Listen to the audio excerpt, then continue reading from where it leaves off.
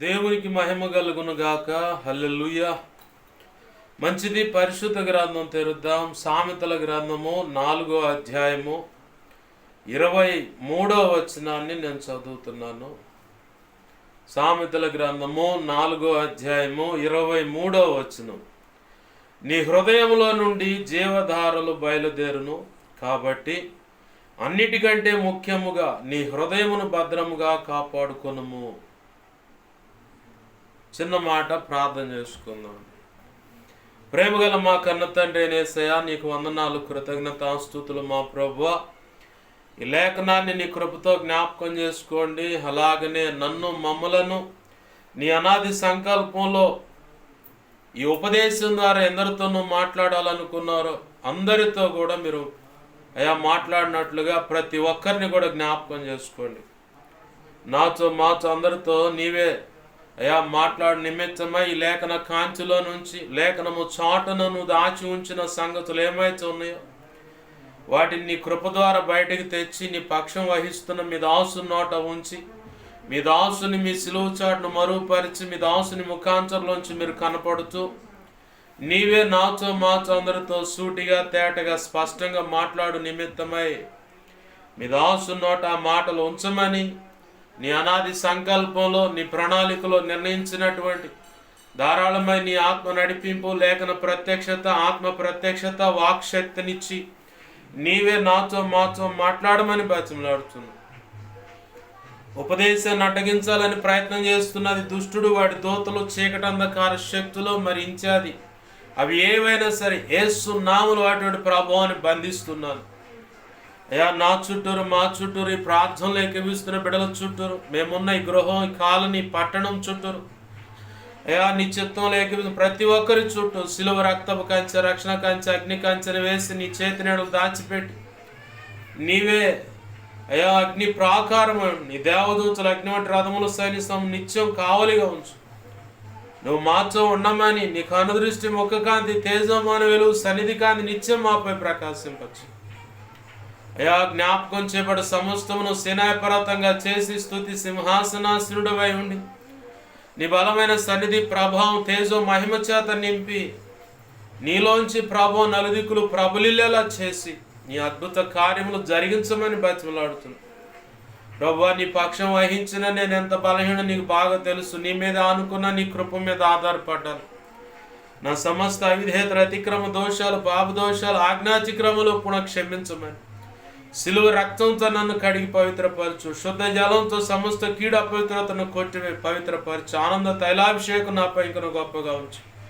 పరిశుద్ధాత్మాగ్నితో నన్ను పుటమే శుద్ధ సువర్ణంగా మార్చు. పరలో శుద్ధ సువర్ణ తైలం నాపై ఇంకనూ గొప్పగా ఉంచు. హెస్కేలు 2:1-2 వచ్చిన ప్రకారం మమ్మల్ని ఆత్మతో నింపి చక్కగా నిలవబెట్టి మాతో మాట్లాడమని బతిమలాడుచున్నాను.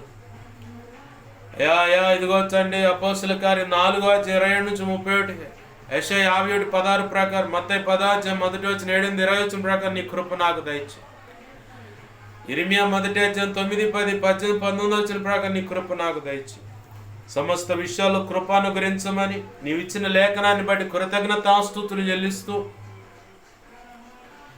ఎవరితో ఏ రీతిగా నువ్వు మాట్లాడాలని ఉద్దేశించావో ప్రతి ఒక్కరితో తేటగాను స్పష్టంగాను మీరు మాట్లాడమని మాట్లాడుతుంది నీవు కాబట్టి గ్రహించగలిగే మనస్సు, హృదయాన్ని ప్రతి ఒక్కరికి దయచి నీ స్వరాన్ని వినగలిగి పసిగట్టగలిగి ఆ చెవులు, హృదయం, మనస్సును మాకు దయచి అన్ని విషయాల్లో కృప అనుగ్రహించమని నీ చిత్తం నెరవేర్చమని నువ్వు మాత్రం మహిమ పొందమని బతిమలాడుచు.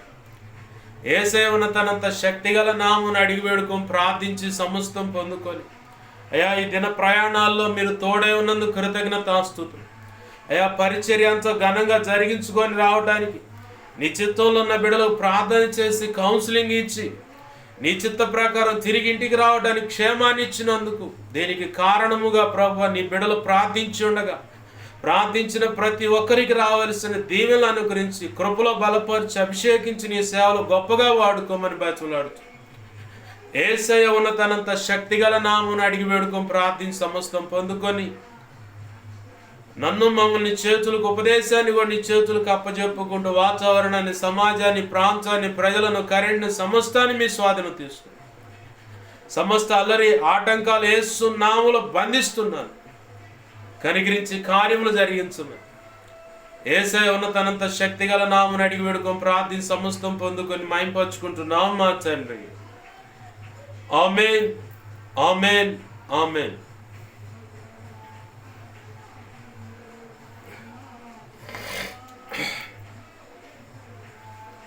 మంచిది. సమకూడినా అలాగనే నా ఈ మాటలు వింటున్నా, ఈ వీడియో ద్వారా వింటున్నా, ఇక ముందు వింటున్న ప్రతి ఒక్కరికి ప్రభువైన యేసుక్రీస్తు వారి పేరిట నా హృదయపూర్వకమైన వందనాలు. అందరికీ వందనాలు. మంచిది. చదువుకున్న లేఖన భాగాన్ని మరొకసారి జ్ఞాపకం చేసుకుందాం. సామెతల గ్రంథము 4వ అధ్యాయము 23వ వచనం. నీ హృదయంలో నుండి జీవధారలు బయలుదేరును, కాబట్టి అన్నిటికంటే ముఖ్యంగా నీ హృదయమును భద్రముగా కాపాడుకోనుము. ఆమేన్, హల్లెలూయా. మంచిది. హృదయము దేనికి కేంద్ర బింబంగా ఉంది? సర్వ శరీరానికి కేంద్ర బింబంగా ఉంది. అంటే మధ్యస్థానం అన్నమాట. సర్వసాధారణంగా అందరూ చెప్పుకునేది శరీరంలో మధ్య భాగం అనేది నాభి స్థానం, అంటే బొడ్డు అంటారు. దాన్నే మధ్యస్థానాన్ని కేంద్రముగా మధ్యలో ఉంటుందని చెప్పారు. అయితే మనిషి యొక్క మనుగడ కొనసాగించడానికైనా తను తీసుకునే నిర్ణయాలు సఫలత లేదంటే విఫలత, సక్సెస్ అవ్వచ్చు, అన్సక్సెస్ కావచ్చు, ఏ కారణాన్ని ఏదైనా ప్రతిఫలం పొందే విషయంలో తీసుకోవాల్సిన నిర్ణయాల విషయంలో కూడా కేంద్రంగా హృదయమే ఉంటుంది. మంచి దాచిపెట్టుకోవాలన్నా హృదయమే అవసరం, చెడును కూడా దాచిపెట్టుకోవాలన్నా హృదయమే అవసరం. యేసు ప్రభు వారు అన్నాడు, నీ హృదయంలో తలంచినదే నీ నోటికి వస్తుంది అన్నాడు. మార్కు సువార్త 7వ అధ్యాయం 21వ వచనాల్లో అక్కడ కనబడుతున్న సందర్భం ఏంటంటే మనందరికి బాగా తెలుసు. అక్కడ కనపడుతున్న సందర్భం ఏంటి? మార్కు సువార్త 7వ అధ్యాయం 20-21 వచనాల్లో పరిసయ్యులు, సద్దుకాయులు, ధర్మశాస్త్రోపదేశకులు యేసు ప్రభు వారి దగ్గర ఏదో ఒక బలహీనత లేదంటే ఏదైనా పొరపాటు దొరుకుతాం పట్టుకొని ఆయన రోడ్డుకి ఇడుద్దాం అనుకుంటున్నారు. వాళ్ళు అల్లరి చేద్దాం, ఇతను తేడా నిరూపిద్దామని ప్రయత్నం చేస్తూ ఉన్నారు.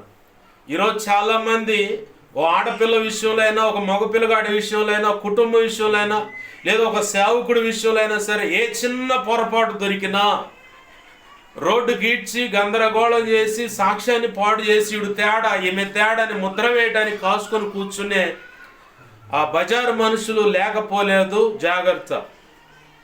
సాక్ష్యాన్ని, పరిశుద్ధతను, ప్రవర్తనను, నోటి మాటను అన్ని విషయాల్లో జాగ్రత్త కలిగి ఉండాలి. దేవునికి మహిమ కలుగును గాక. హల్లెలూయా. అయితే ఇక్కడ యేసు ప్రభు వారిని రంధ్రాన్వేషణ చేసేటువంటి మేధావులు ఆడున్నారు. అయితే ప్రభువుతో డైరెక్ట్గా మాట్లాడకుండా శిష్యులను అడుగుతున్నారు, మీ బోధకుడైంది సుంకరులతోనూ పాపులతోనూ స్నేహం చేస్తూ ఉన్నాడు, అయినా అన్నం తినేటప్పుడు ఏదన్నా తినేటప్పుడు చేతులు గడుక్కోడు, ఆ పళ్ళెం కూడా గడుక్కోడు. ఏంటిది అంత వ్యవహారం? అంత అడ్డదిడ్డంగా ఉంది. అసలు యూదుడు కానట్టున్నాడు ఇతను, సరైన పద్ధతులు లేవే తన దగ్గర అనుకుంటున్నారు అక్కడ. ఈరోజు కూడా చాలా మంది నేను సత్య సంబంధిని అన్నా అతను సత్య సంబంధి కాదన్నట్టు అనిపిస్తుంది. ప్రవర్తన కానీ, నోటి మాట కానీ, మాట్లాడుతున్న విధానం కానీ, ఉపదేశ శైలి కానీ అంతా ఇలా రంధ్రాన్వేషకులు ఎక్కువ ఉన్నారు. కుటుంబంలో సరే నేను పరిశుద్ధంగా ఉన్నాను, నేను సాక్ష్యం కాపాడుకుంటున్నాను, నేను కరెక్ట్గానే ఉన్నాను అని ఆడపిల్ల చెబుతున్నా, మగపిల్లగాడే చెబుతున్నా, ఆ తల్లి కానీ, తండ్రి కానీ, కుటుంబంలో పెద్దలు కానీ ఎవడు నమ్మే పరిస్థితుల్లో లేరు. దానికి కారణం ప్రపంచంలో చుట్టూ కనబడుతున్న వాతావరణం, అలాగే కొంతమంది పిల్లల జీవితాల్లో తటస్థిస్తున్నటువంటి పద్ధతులు. ఈ కారణాన్ని బట్టి కూడా తల్లి కానీ, తండ్రి కానీ, బంధువులు కానీ, పెద్దలు కానీ అనుమానించే అవకాశం ఉంది. తస్మత్ జాగ్రత్త. ఎందుకంటే లోకంలో మాట అంటారు, వెనకెవడో ఒకడు పొరపాటు చేసిపోతే ఆ తర్వాత వచ్చేవాడు అందరు కూడా దొంగలే అని చెప్పని ఎవడో ఒకడు చేస్తాడు. ఎవరో ఒక ఆడపిల్ల జీవితంలో పొరపాటు జరుగుద్ది, ఎవరో ఒక మగపిల్లగాడి జీవితంలో పొరపాటు జరుగుద్ది. అలాగని అందరిని అదే ఘాటికి కడతానికి లేదు. కాబట్టి జాగ్రత్త. అయితే ఇక్కడ యేసు ప్రభు వారిని అడగకుండా శిష్యులను అడుగుతున్నారు. ప్రభు అది గుర్తెరిగి గ్రహించిన వాడే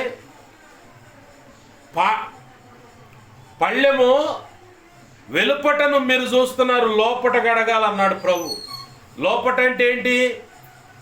యేసయ్య అక్కడ చెప్పాడు మార్కు సువార్త 7వ అధ్యాయం 20-21 వచనంలో, అయ్యా మీరైతే పళ్ళెము వెలుపట భాగాన్ని శుభ్రపరచడం అనే సంగతి చూస్తున్నారు, నేనైతే హృదయ అంతరంగం లోపల శుభ్రత కలగాలని చూస్తున్నాను.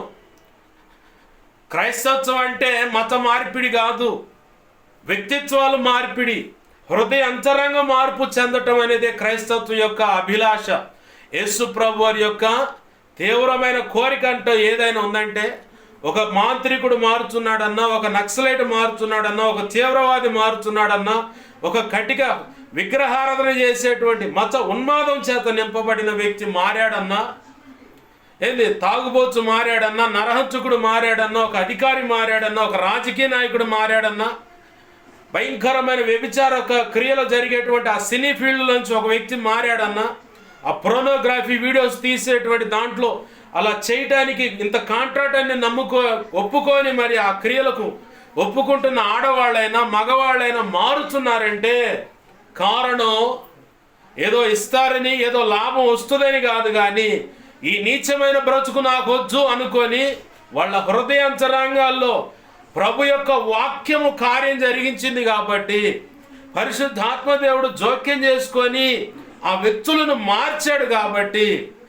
వారందరూ సజీవుడైన జీవం కలిగిన దేవుణ్ణి అనుసరిస్తూ ఆశ్రయించి ఆ రక్తంలో కడగబడి పరిశుద్ధమైన జీవితాన్ని నూతన జన్మ అనుభవంలోకి వచ్చి, నేను మార్పు చెందానయ్యా, ఒకప్పుడు జీవితం నాది, ఆ జీవితం కాదు, నేను మారాను, నా బ్రతుకును మార్చుకున్నాను, నా పద్ధతులు మార్చుకున్నాను, నా బుద్ధిని మార్చుకున్నాను, నా హృదయాన్ని మార్చుకున్నాను, నా నోటి మాటలను మార్చుకున్నాను, నేను నడుచుకునే విధానం మార్చుకున్నాను, నా ప్రార్థన జీవితం కూడా మారిపోయింది. ఒకప్పుడు వ్యక్తిని కాదయ్యా నేను, ఒకప్పుడు ఉన్నటువంటి అమ్మాయిని కాదు నేను, ఒకప్పుడు ఉన్నటువంటి ఆ పద్ధతుల్లో ఉన్నటువంటి అబ్బాయిని కాదు నేను, అలాంటి ఆడ మనిషిని కాదు, మగవాడిని కాదయ్యా. నా ప్రభు నన్ను దర్శించాడు, సంధించాడు, సూటిగా నాతో మాట్లాడాడు, నా బ్రతుకుని నేను దిద్దుకున్నాను. క్రైస్తత్వం అంటే మతాలు మార్చేది కాదు, మనస్సులను మార్చేది, హృదయ అంతరంగాలను మార్చేది. యేసు ప్రభు అదే అంటున్నాడు ఇక్కడ మార్కు సువార్త 7వ అధ్యాయం 20-21 వచనాల్లో, మీరు వెలుపట చూస్తున్నారు, నేను లోపట చూస్తున్నాను అన్నాడు. పరిసయ్యులు, ధర్మశాస్త్రోపదేశకులు, సద్దుకాయలు వీళ్ళందరిని ఏమని తిట్టాడు ప్రభు? సర్ప సంతానం అన్నాడు ఒక పక్కన. అలాగనే ఇదిగో సర్ప సంతానం అని బాప్తిస్మిచ్చు యోహాన్ అన్నాడు వీళ్ళందరి విషయమై. యేసు ప్రభు వారిని మీరు సున్నం కొట్టిన సమాధులు, పైకి బాగా అలంకరించబడతాయి, పెయింట్ వేసి అబ్బబ్బబ్బ కళకళకళగా కనపడతాయి సమాధులు. సమాధి లోపలే ఉంటుందండి, ఎముకలను పుచ్చిపోయిన మాంసం అంతా గబ్బు కొడుతూ ఉంటుంది. అలాగున్నాయి మీ హృదయాలు అన్నాడు వాళ్ళని. మత్తయి సువార్త 5వ అధ్యాయం పక్కన కనపడుతాడు, మొత్తాన్ని వరుస పెట్టి ఒకడు తోలు తీస్తాడు. వీళ్ళు వచ్చారు మార్కు సువార్త 7వ అధ్యాయం కాడ ఆయన దగ్గర ఏదో లోపం పడదామని. ప్రభు అంటున్నాడు, నీ హృదయంలో నిశ్చయించుకున్నది నీ నోటి మాటకు వస్తుంది. ఇదిగో పళ్ళెం కడుక్కొని శుభ్రం చేసుకొని తినటం వల్ల ఏం ఉపయోగం లేదు, అది బహిర్భూమిలో పోయేది, అంత పాడైపోద్ది. అయితే నీ హృదయంలో ఏమైతే నిశ్చయించుకుంటావో ఆ హృదయంలో ఉన్నదాన్ని బట్టే నువ్వు మాట్లాడుతావు. శపించటమైనా, దీవించటమైనా, ఆశీర్వదించటమైనా, ఒకటి పతనాన్ని కోరుకోవటమైనా అంతా హృదయంలోనే ఉంది. కాబట్టే ప్రభు హృదయానికి సున్నతి చేయడానికి వచ్చాడు. ఆమేన్, హల్లెలూయా. దేనికి చేయడానికి? ఒకప్పుడు మూల పితరులుగా నిలబడ్డటువంటి అబ్రహాము కానుంచి ఇక మిగతా వాళ్ళందరికీ సున్నతి అనే క్రమం వచ్చింది. పురుషుని యొక్క మర్మాంగం పైన ఉన్నటువంటి ఆ చర్మాన్ని ముందుకు లాగి అంతే కట్ చేస్తారు, దాన్నే సున్నత్ అంటారు. ముస్లిం జనాంగం అయితే 8 సంవత్సరాలు రాగానే జరిగిస్తారు. యూదులైతే పసివానికి 8 రోజులు ఉండగానే ఆ క్రమం జరిగించడానికి వచ్చారు.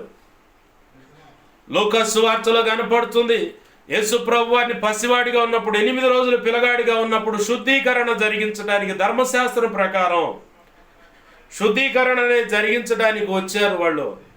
ఒకటి, ఆ కన్యకైన మరియమ్మ గారు యేసు ప్రభు వారికి జన్మనిచ్చిన దాన్ని బట్టి ఆమె పురులు పోసుకున్న ఆ కారణాన్ని బట్టి కొంత అపవిత్రత ఉంది ధర్మశాస్త్రం ప్రకారం. ఆ అపవిత్రతను కడిగి వేసుకోవటానికి పసివాని యొక్క ఆ మర్మాంగ చర్మాన్ని కట్ చేయటానికి యేసు ప్రభు వారిని అక్కడ తెచ్చారు. గొవ్వలను 2 బలి అర్పణగా ఇచ్చారు. అదే డెడ్ స్టేజ్ అర్పణకి,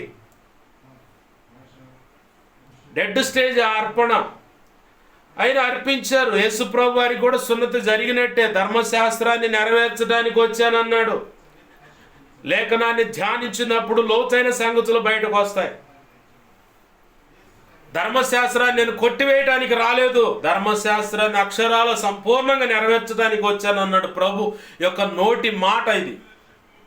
మరి ఆయన నెరవేర్చడానికి వచ్చిన ఆయన ఆ సున్నతి అనే పద్ధతి ఎందుకు చేయడు? ఖచ్చితంగా జరిగింది. అయితే రాయలేదు కంటే రాయటానికి నీకు అవసరం ఏముందాడా? ఆయనకు సున్నతి జరిగితేనే నీ రక్షణ నిశ్చయం అని చెప్పాడా?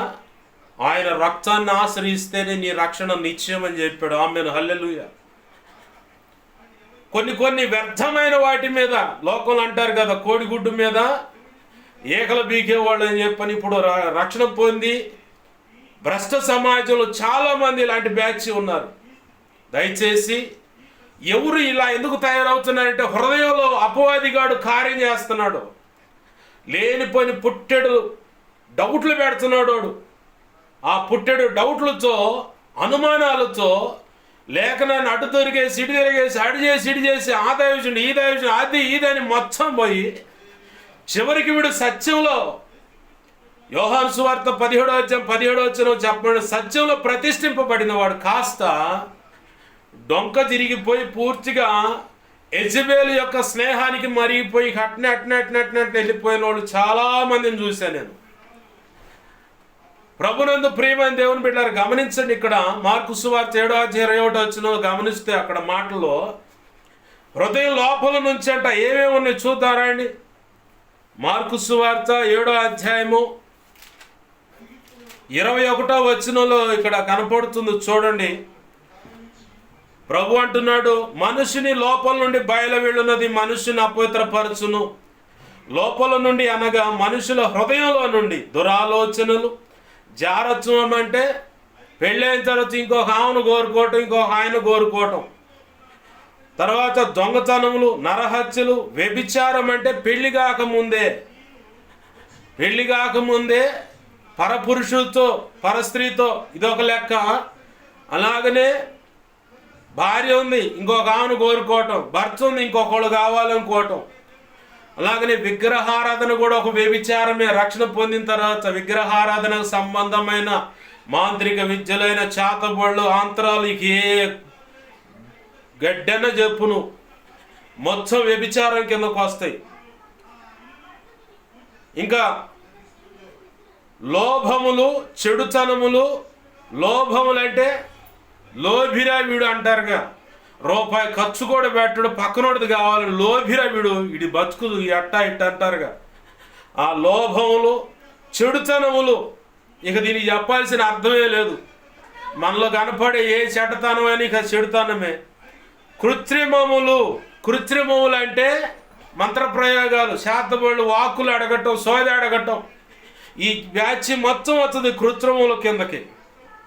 తర్వాత కామ వికారము, మత్సరము. కామ వికారం అంటే ప్రభు ఏమన్నాడు మత్తయి సువార్త 5వ ధర్మశాస్త్రం చెబుతుంది, ఒక స్త్రీ పురుషుడు శారీరకంగా కలిస్తేనే పాపం. అయితే దాన్ని నేను మారుస్తున్నా. ఎలా?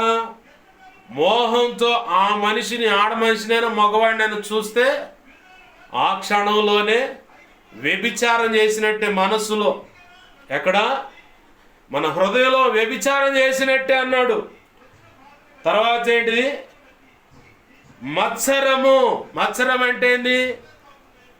ఆ వ్యక్తికి 4 మంచి డ్రెస్సులు ఉన్నాయి, చూసివా, దాని మిడిసిపాటు దానికే ఉన్నాయి నాకు లేవు, దానికే ఉన్నాయి నాకు లేవు, వాడికే ఉంది నాకు లేదు. వాళ్ళు ఇంత ఆస్తి సంపాదించారు, నేనేం సంపాదించలేదు, వాడు ఎప్పుడు పోతాడు, అది ఇట్లా అనుకునే మత్సరం. ఏది మత్సరం అంటే ఇంకా నీకు బాగా అర్థం కావాలంటే, ఒకడు బాగా ప్రార్థన చేస్తా ఉన్నాడు, లేదు నువ్వే ప్రార్థన చేస్తున్నావు ఒక ఆడపిల్లగా, నీ సంఘంలో నీ గురించి ఏమంటున్నారు? వచ్చిందండి పనికి మాలింది, దీని ప్రార్థన, దీని వ్యవహారం మిడిసిపోటు, మామూలు మిడిసిపోటు. నువ్వు అధికంగా ప్రార్థన చేస్తున్న దాన్ని బట్టి కూడా నీకు ప్రార్థన చేయడానికి అవకాశం ఇవ్వరు. అది బాగా గుర్తుపెట్టుకో. దీన్నే మత్సరం అంటారు. నేను ఎదుర్కొన్న ఆ సంగతులు. ప్రార్థన ఇస్తే మనం అట్ట ఇట ఇక వెళ్ళిపోవటం, దూకటం, అది అరిగిపోయి తిరిగి రావటమే. నాకున్న ప్రార్థన జీవితాన్ని బట్టి, పరిచర్లో యథార్థంగా నడుస్తున్న విధానాన్ని బట్టి, ప్రభు ఎదుట నమ్మకంగా బ్రతుకుతున్న దాన్ని బట్టి, పక్కన వాళ్ళ తప్పులు ఇలా ఉన్నాయని చూపిస్తున్న దాన్ని బట్టి, లేఖన కాంతిలో హద్దు మేరకుండా అది చూపించటం కూడా, హద్దు మేరకుండా దేవుని యొక్క న్యాయపీఠం ఎదుట ఎలా ఉంటుందో పద్ధతి, దానికి కొంచెం తక్కువగానే, ఎక్కువగా కాదు, అంతే సమానంగా ఎంచడానికి కూడా నాకు అంత పరిపక్వత, జ్ఞానం లేదు. కాబట్టి కొంచెం తక్కువగానే ఒక వ్యక్తి విషయంలో ఎంచటం, ఇది తప్పు అని చెప్పటం అనే విషయంలో కానీ, ఇలాంటి నచ్చక కొంతమంది నన్ను పక్కన పెట్టి వ్యవహారం చేసిన సందర్భాలు అన్ని సంఘాల్లో ఉంటుంది ఈ గోల. సర్వసంపూర్ణ సత్యం అనుకున్న సంఘాల్లో ఉంటుంది, అరాకొర తేడాగా అడుగులు వేస్తున్న సంఘాల్లో కూడా ఉంటుంది ఈ గోల. దీన్నే మత్సరపడతాం అంటారు. ఇంకోటి దేవదూషణయు అహంభావమును అవివేకమును వచ్చును. ఈ చెడ్డవన్నీ లోపల నుండే బయలు వెళ్ళి మనుష్యుని అపవిత్రపరుచునని ఆయన చెప్పాను. దేవదూషణ అంటే దేవుడే తిడతా ఉంటాడు. వీడు బాప్తిసం పొందినోడే, బాప్తిసం పొందినోడు కూడా దేవుడే తిడతాడు. ఎందుకంటే వాడు అనుకున్నదని జరగల, ఆమె అనుకున్నది జరగలేదు కాబట్టి దేవుడే తిడతా ఉంటారు. దీన్నే దేవదూషణ అంటారు. సేవకులు కూడా తిడతారు. ఇది కూడా దేవదూషణ కిందగా వచ్చుద్ది. అహంకారమును అహంభావమును అవివేకం. అహంభావం అంటే ఒక కోణంలో నీకు అర్థం కావాలంటే గర్వంతో కూడినటువంటి స్వభావం కనపడుతున్నది. చూడు దాన్ని వాడి వ్యవహారం, వాడు ఎంత మిడిసిపడుతున్నాడో దాన్ని అహంభావం అంటారు. అవివేకం అంటే వాడికి తెలియదు, ఇంకోటి చెబితే వినడు, ఇట్లాంటివన్నీ అవివేకం అంటారు. ఇవన్నీ ఎక్కడి నుంచి వస్తాయంట? మనిషిని లోపల నుంచి, హృదయం లోపల నుంచి వస్తాయంట. మనం చదువుకున్న మూలవాక్యం ఏముంది? హృదయంలో నుండి జీవధారలు బయలుదేరును. అన్నిటికంటే ముఖ్యంగా నీ హృదయమును భద్రంగా కాపాడుకోవాలి. ఇర్మియా గ్రంథం సాక్ష్యం ఇస్తూ ఉంది. ఇర్మియా గ్రంథం కూడా చూద్దాం. కొంతమందికి లేఖనాలు చూపిస్తేనే అంతుపట్టుద్ది, లేఖనాలు చూపించకపోతే అంతుపట్టదు. ఇర్మియా గ్రంథము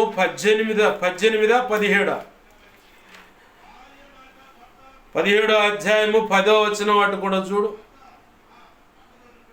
9వ వచనం, హృదయం అన్నిటికంటే మోసకరమైనది, అది ఘోరమైన వ్యాధి గలది, దాన్ని గ్రహింపగలవాడేవాడు. ఒకని ప్రవర్తన బట్టి వాని క్రియల ఫలము చొప్పున ప్రతీకారము చేయుటకు యెహోవా అను నేనే హృదయములను పరిశోధించువాడను, హృదయ అంతరంద్రియములను పరీక్షించువాడను. దేవునికి మహిమ కలుగునుగాక. హల్లెలూయా. నీ హృదయమే యేసు ప్రభు వారు కావాలనుకుంటుంది. నీ హృదయంలో నుంచి అన్ని చెడు లక్షణాలు అన్నీ బయటకు వస్తాయి. నీ హృదయంలోనే ఒకరిని చంపాలని పగబెట్టుకుంటావు. నీ హృదయంలోనే ఒక కుటుంబం పతనం అవ్వాలని కోరుకుంటావు. నీ హృదయంలోనే ఎవరో చేసినటువంటి కీడును భద్రంగా దాచిపెట్టుకొని పగబెట్టుకొని మరి బ్రతుకుతుంటావు. మళ్ళీ భక్తిపరుడివే, భక్తిపరురాలువే. దేవుని ఆజ్ఞలన్నీ బాగా తెలుసు. ప్రభు యొక్క శరీరం రక్తం తీసుకుంటావు, అయినా సరే పగే. ఇలాంటి బ్రతుకుతూనే ఉంటావు. ప్రభు బలను తీసుకుంటూ ఉంటావు.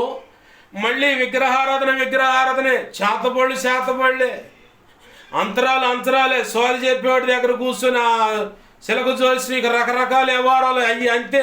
గద్దె అడగటం, వాక్కులు అడగటం, ఈ వ్యవహారమే మళ్ళీ ప్రభువులకు రావటం, ప్రభువులే. నీ హృదయంలో మొదటిగా ఉండవలసింది యేసు ప్రభువారు. యేసు ప్రభువారు ఉండాలని ఆశించాడు కాబట్టి పురుషుని యొక్క మర్మాంగ పై చర్మం కొయ్యటం వల్ల, ఆ సున్నతనే జరగటం వల్ల మనిషిలో మార్పు రాలా. ధర్మశాస్త్రం ఇస్తే మార్పు రాలా. ధర్మశాస్త్రాన్ని ఇంకా ఆధారం చేసుకొని రోమాపత్రిక సాక్ష్యం ఇస్తుంది పౌలు భక్తుని ద్వారా. ధర్మశాస్త్రాన్ని ఇంకా ఆధారం చేసుకొని ఇంకా పాపం విచ్చలవిడిగా చేయటం మొదలుపెట్టారు. ఏముంది, నచ్చిన ఆడకూతురు దగ్గరికి, నచ్చిన మగవాడి దగ్గర పోవటం, శారీరకంగా కలవటం, వచ్చి ఆ 2 గోవులు అర్పించాయా, నేను పాపం చేశాను, పాప ప్రాయశ్చిత్తార్థమైన బలిగా, ఇదిగో ఇది కారణం అని చెప్పటం, తను తాను శుద్ధి చేసుకోవటం, వెళ్ళిపోవటం. ఈజీ కాదు. అదే ధర్మశాస్త్రం కనుక ఇప్పుడు అమల్లో ఉంటే ఈ వాక్యము ఇవన్నీ అవసరం లేదు. అమల్లో ఉందనుకో, ఇక ఎవరికి నచ్చినట్టు వాళ్ళు విచ్చలవిడిగా బతకవచ్చు.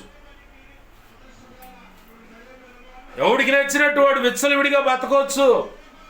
కానీ ప్రభు ఆ పనికి అవకాశం ఇవ్వాల. ఆ ధర్మశాస్త్రం చెబుతున్నటువంటి ఆ పద్ధతులన్నిటికీ ఒక తెరగా ఉంది కదా.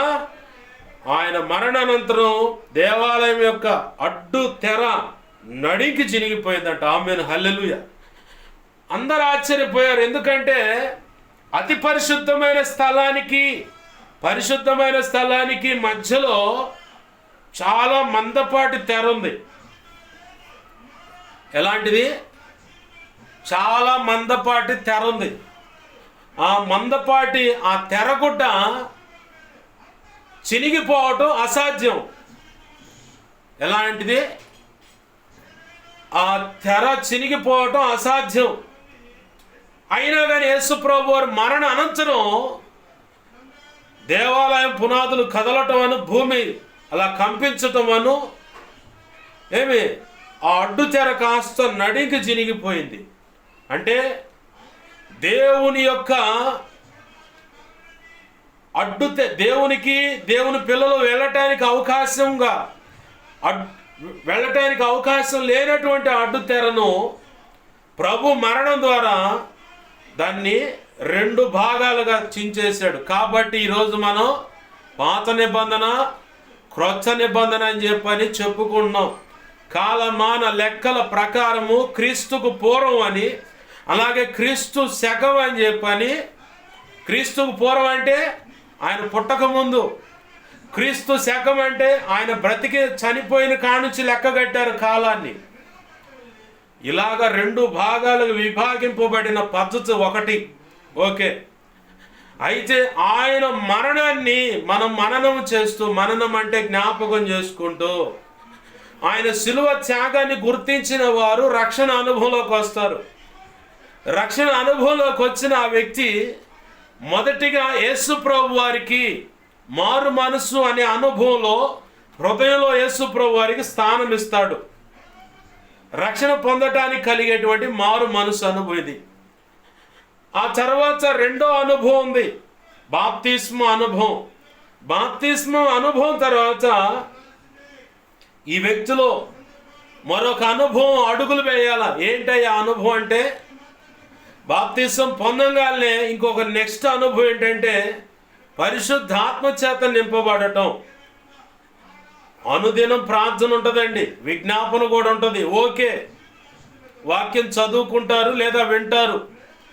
ఇక వాటి నిర్లక్ష్యపరిస్తే వాళ్ళ యొక్క స్వనాశనానికి వాళ్ళని అప్పచెప్పేయటమే. స్వనాశనం అంటే సొంత నాశనానికి వాళ్ళని అప్పచెప్పేయటమే. లేఖనం చెబుతుంది, దైవజనులు చెబుతున్నారు. అనేక దైవజనులు కూడా గొంతు చించుకొని మరి చెప్పే సంగతులు ఏంటంటే, బాప్తిసం పొందిన తర్వాత నీ వ్యక్తిగత రక్షణ కాపాడుకోవడానికి ప్రార్థన చేసుకోవాలి. ఆ ప్రార్థన కరెక్ట్గా నిలబడాలంటే అనేకుల కొరకు విజ్ఞాపన చేయాలి. విజ్ఞాపన నీ వ్యక్తిగత ప్రార్థన జీవితాన్ని కాపాడుద్ది. ఓ దైవజనుడు సాక్ష్యం ఇచ్చాడు, నీ ప్రార్థన జీవితానికి వెన్నుముక విజ్ఞాపన. అంటే నేను నిలబడాలంటే నాకు వెన్నుపూస సహకరిస్తేనే నేను నిలబడగలుగుతాను. ఆ వెన్నుపూస నాకు సహకరించలేదనుకో నేను నిలబడలేను. కాబట్టి నా ప్రార్థనా జీవితం ప్రజ్వలిల్లాలంటే, అనుదినం మంట కలిగి ఉండాలంటే, రెట్టింపైన మంటతో ఉండాలంటే నా విజ్ఞాపన జీవితమే దానికి ఆధారం. ఓకే, వాక్యము చదవాలా లేదు వినాలా, ఇది ఓకే, కామన్గా ఉండేటువంటి పద్ధతులు. అయితే రక్షణ పొంది 5 సంవత్సరాలు 10 సంవత్సరాలు 20 ఇలా సంవత్సరాలు గడిచిన వారు కూడా చాలామంది ఆధ్యాత్మిక పసితనంలో ఉన్న వాళ్ళు నేను చూశాను. వాళ్ళకు పరిశుద్ధాత్మ వచ్చి ఇంకా నింపబడాలన్న సంగతి తెలియదు. దేవుడు ఒప్పిస్తాడు, ఆయనే నిజమైన దేవుడు అని యేసు ప్రభు వారిని ఒప్పిస్తాడు. నీ హృదయంలో కార్యం జరిగిస్తాడు, రక్షణలోకి వస్తావు, హృదయంలో యేసు ప్రభు వారికి స్థానం ఇస్తావు. ఓకే, నెక్స్ట్ నువ్వు అడిగేయాల్సింది ఎక్కడంటే పరిశుద్ధాత్మ చేత నువ్వు నింపబడాల. అనుదినం పరిశుద్ధాత్మ చేత నింపి యేసయ్య నీవు కోరుకున్నట్టుగా ఒక స్త్రీవైనా, ఒక పురుషుడివైనా, ఒక యవనస్తురాలువైనా, ఒక యవనస్తుడివైనా నువ్వు అడగాల్సింది, పెద్దలైనా సరే అడగాల్సింది ఏంటంటే నీ పరిశుద్ధాత్మతో నన్ను నింపు, నీ పరిశుద్ధాత్మతో నన్ను బలపరచు, నీ పరిశుద్ధాత్మ చేత నన్ను నడిపించని అడగాల, ఖచ్చితంగా అడగాలి. ఇది పరిశుద్ధాత్మ లేకపోతే నువ్వు చీకటిలోనే బ్రతుకుతున్నావు, అది బాగా గుర్తుపెట్టుకో. మూడో మెట్టు ఏంటంటే శరీర సంబంధమైన దుఃఖము మరణాన్ని కలుగు చేస్తుంది. అయితే దైవ చిత్తానుసారమైన దుఃఖం రక్షణార్థమైన మారు మనసు కలుగు చేస్తుంది. దైవ చిత్తానుసారమైన దుఃఖం రక్షణార్థమైన మారు మనసు కలుగు చేయుట అంటే ఏంటి? ఇది హృదయంలోనే జరిగే వ్యవహారం. ఇదంతా రక్షణార్థమైన మారు మనసు కలుగు చేయడానికి దైవ చిత్తానుసారమైన దుఃఖం అంటే ఏంటి? ఏంటయ్యా అంటే ఒకటే కారణం, నీ హృదయంలో ఉన్నటువంటి చెడుతనం అంతా వాక్యపు కాంచులో నీకు కనపడుతూ ఉంటుంది. యేసు ప్రభు వారు ఇచ్చినటువంటి ఈ వాక్యం అనే అద్దం ముందుకు వెళ్ళినప్పుడు, అద్దం ముందుకు వెళ్ళటం అంటే ఏంటి? అది నాకు అర్థం కాలేదు పాస్టర్ గారు అంటే, వాక్యాన్ని చదువుతున్నప్పుడు అదే అర్థం. నువ్వు వాక్యాన్ని చదువుతూ ఉంటే వాక్యం నిన్ను చదువుతూ ఉంటుంది, నీ లోపాలను ఎత్తి చూపిస్తూ ఉంటుంది వాక్యం. ఇది ఒక కోణం. ఏకాంత ప్రార్థనలో కూడా ప్రార్థిస్తున్నప్పుడు ప్రభువే నీ దగ్గరకు వచ్చి ఆయన ముఖ ప్రకాశము నీ మీద ప్రకాశింపజేస్తాడు. వాక్యం చదివేటప్పుడు, ఉపదేశం వింటున్నప్పుడు అందని సంగతులు, నీకు తెలియని మరుగైని దేవునికి నచ్చని సంగతులు ఏకాంత ప్రార్థనలో ప్రభు చూపిస్తూ ఉంటాడు. ఉపవాస ప్రార్థనలు ఇంకా తేటగా చూపిస్తూ ఉంటాడు. అవన్నీ చూపించిన దాన్ని బట్టి నీలో పశ్చాత్తాపం కలిగి అయ్యో అని చెప్పని బోరున, నేను పాపిని ప్రభువా, నేను పాపాత్మురాలనయ్యా, నన్ను క్షమించని బతిమలాడుతావు చూడు. పరిశుద్ధాత్మే దుమికి నీ మీదకి వచ్చి ఆ దుఃఖాన్ని కలుగు చేస్తాడు. తద్వారా దైవ చిత్తానుసారమైన దుఃఖం కలుగుతుంది, రక్షణార్థమైన మారు మనసు కలుగుద్ది. ఈ రక్షణార్థమైన మారు మనసు కలిగిన ఆ వ్యక్తి హృదయ స్పందన ఎలా ఉంటుందంటే, చిన్న తలంపు దేవునికి నచ్చనిది నీ తలంపుల్లో, ఊహల్లో, ఆలోచనలో, హృదయంలో, మనసులో పుట్టిందనుకో, టక్మని అమ్మడినే నువ్వు ఏ స్థితిలో ఉన్నా సరే, ప్రభువా ఇది నీకు నచ్చనటువంటిది, ఇది నా తలంపులు, ఊహలు, ఆలోచనలు తప్పుగా వస్తున్నాయ్యా, నా మనసు హృదయం తప్పుగా స్పందిస్తున్నాయి, అయ్యా క్షమించు, నీ రక్తంతో నన్ను కడుగు, నన్ను పరిశుద్ధపరచు, అసలు ఇలాంటి రాని మాకు ప్రభు అని చెప్పని వెంటనే వితిన్ సెకండ్లో వెంటనే నువ్వు రియలైజ్ అయ్యి పశ్చాత్తాపడి మారు మనసు అనుభవంలోకి వస్తావు. ఎప్పటికప్పుడు ఇది అనుదినం జరుగుతూ ఉంటుంది.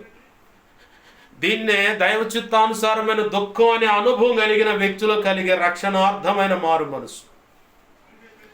ఏ చిన్న పొరపాటు కూడా నీ హృదయంలో అయినా, నీ తలంపులైనా, మనసులైనా, ఆలోచనలైనా, ఊహలైనా తావు దొరకకుండా జాగ్రత్త పడుచు. అణువున నీ వాక్యము చేత, నీ ఆత్మ చేత నన్ను నింపు ప్రభు అని ఆయన బచ్చములాడుతూ దుఃఖపడుతూ ఆయన పాదాలు పట్టుకొని బచ్చములాడుకుంటూ ఉంటాం. ఇది దైవ చిత్తానుసారమైన దుఃఖం కలిగిన వారిలో కనబడే రక్షణార్థమైన మారు మనసులో ఉండే లక్షణాలు ఇవి. ఇవన్నీ ఎక్కడుంటాయంటే హృదయంలోనే. హృదయమే నీకు కేంద్రం. నువ్వు ఒక పాడు పని చేయాలన్నా హృదయమే. ఇప్పుడు దావీదు ఉన్నాడు, యుద్ధకాలాన్ని వాస్తవానికి దావీదు కూడా పోవాల. పోకుండా మిద్దె మీద అటు ఇటు తిరుగుతూ ఉంటే ఆ అమ్మాయి ఇక కటికి పేదోళ్ళో ఏమో మరి తెలీదు, పై కప్పు లేకుండా స్నానం చేస్తూ ఉంటే ఆమె వెళ్ళి చూశాడు. ఓకే, చా అనుకోవచ్చు, అనుకొని ఉన్నాడు అనుకోవచ్చు.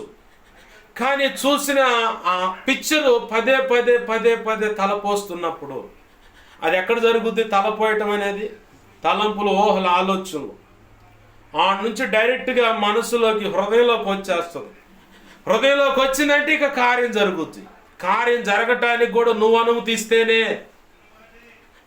సైతానుగాడు నిన్ను పాడు చేయడానికి అవకాశం వెతుక్కునేది ఎక్కడో తెలుసా? నీ తలంపులు, ఊహల, ఆలోచనలు దొరుకుతావేమని వాడు ప్రయత్నం చేస్తానే ఉంటాడు.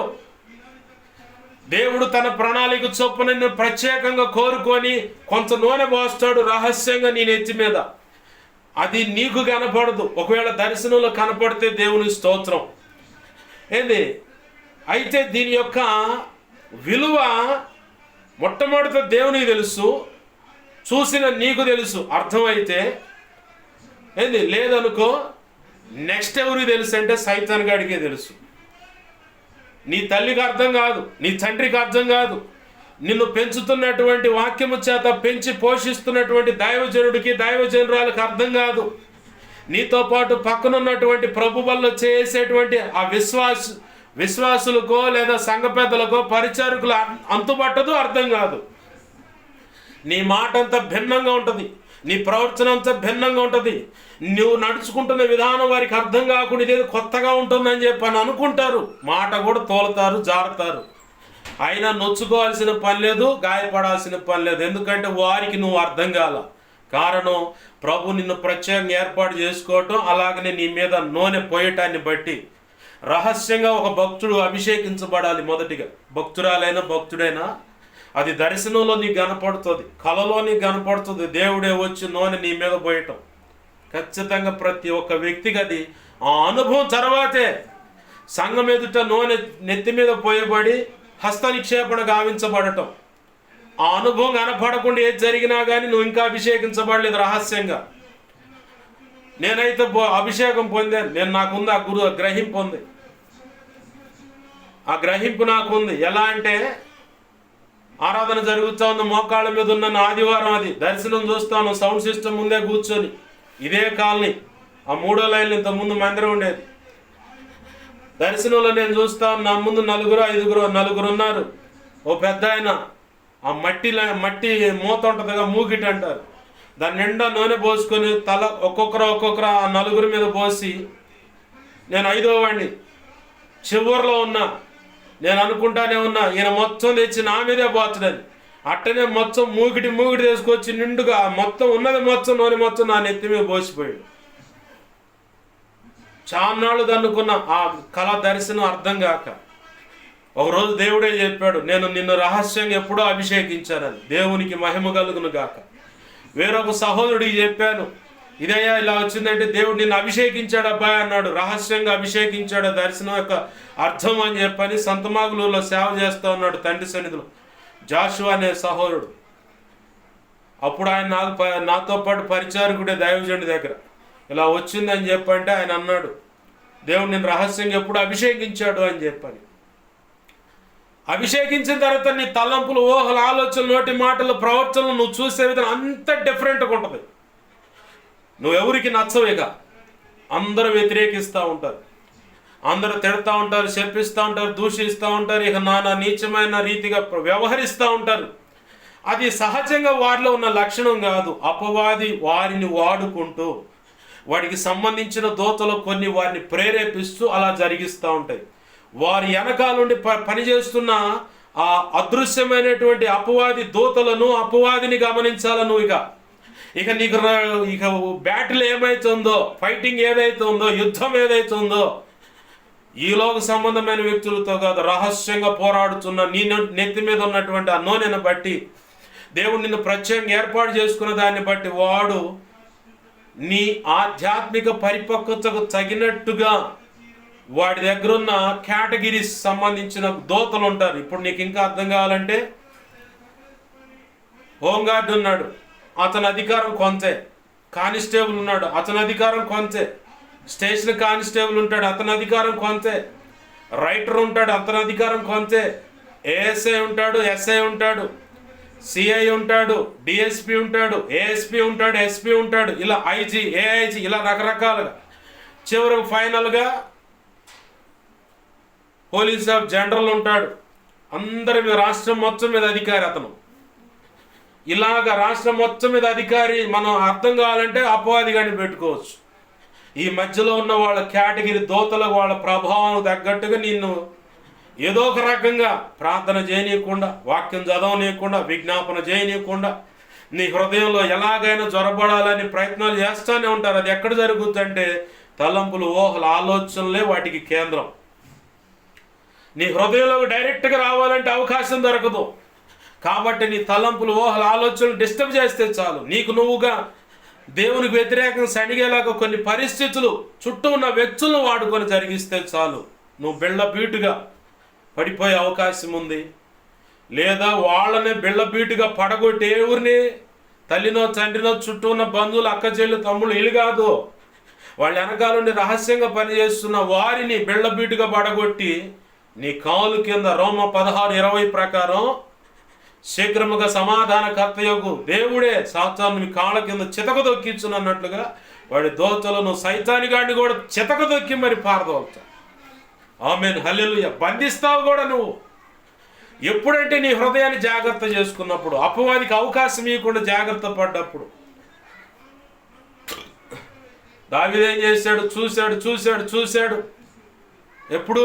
అన్నిసార్లు చూశాడా పాస్టర్ గారు అంటే వేరుగా అనుకోమాకండి, అర్థం కావడానికి ఇలా దేవుడు అనుమతిస్తూ ఉన్నాడు.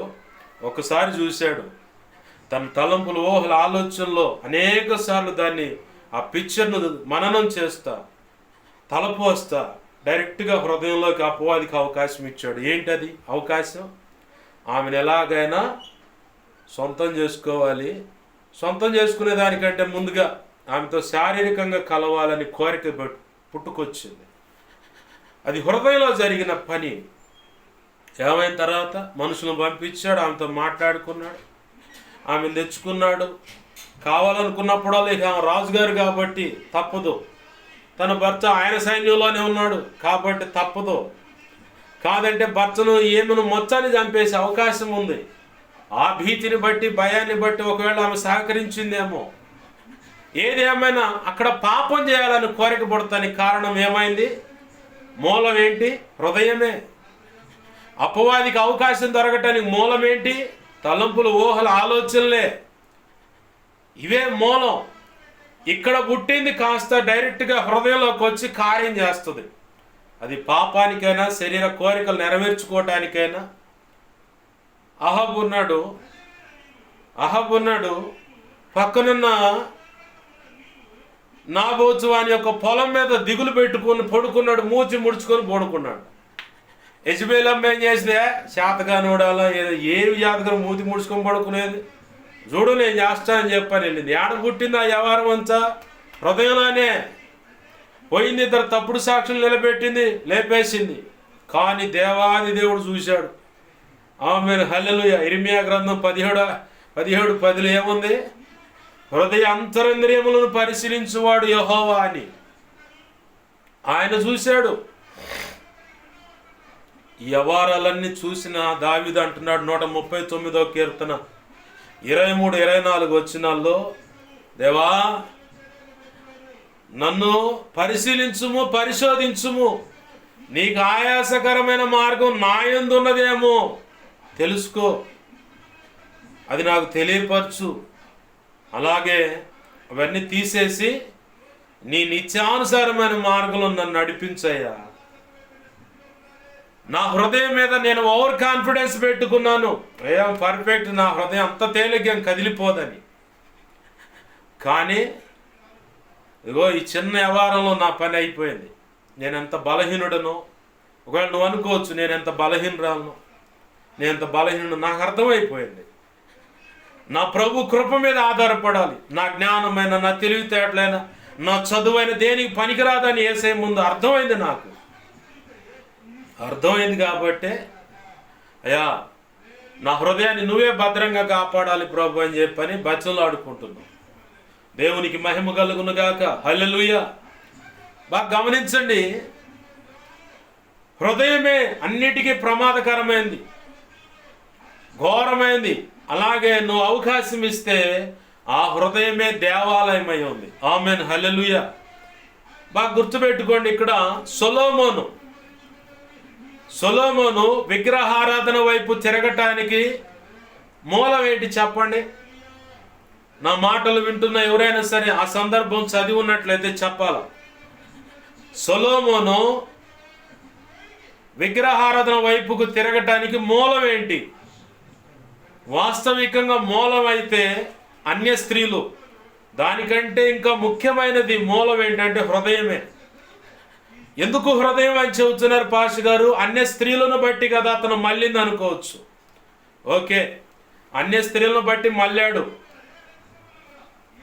దేవాది దేవుడు మోషే 10 ఆజ్ఞల పలక తీసుకొని వచ్చిన తర్వాత మళ్ళీ సీనాయి పర్వతం ఎక్కాడు. ఎవరు? దేవాది దేవుడు కాదు, మోషే. రమ్మన్నాడు మళ్ళీ, నా ప్రజలందరికీ కొన్ని కట్టడలు నువ్వు చెప్పాలా, కాబట్టి మళ్ళీ రా మోషే అన్నాడు. ఆ రెండో పర్యాయం వెళ్ళేటప్పుడు, మొదటి పర్యాయం అంటే మొదటి విడత, రెండో విడత వెళ్ళినప్పుడు ప్రత్యక్ష గుడారము ఏ కొలతలు ఎలా కట్టాలని ఈ విధాలు, అలాగనే దేవుని ప్రజలకు కొన్ని నియమాలు కట్టడలు కూడా ముందుగానే బోధించి పంపించాడు. పంపిస్తున్న ఆ పరంపరలో తిరిగి మోషే అవి పొందుకొని వచ్చి దేవుని ప్రజలతో చెబుతున్నప్పుడు అక్కడ కనపడే అనుభవం ఏంటో తెలుసా? ఒకవేళ ఇజ్రాయేలీలు రాజుగా ఎవరినైనా ఎంచుకుంటే ఆ రాజు దగ్గర పంచకాండాలకు సంబంధించిన సంగతులు ఉండాలి. ఇవి పంచకాండాలు.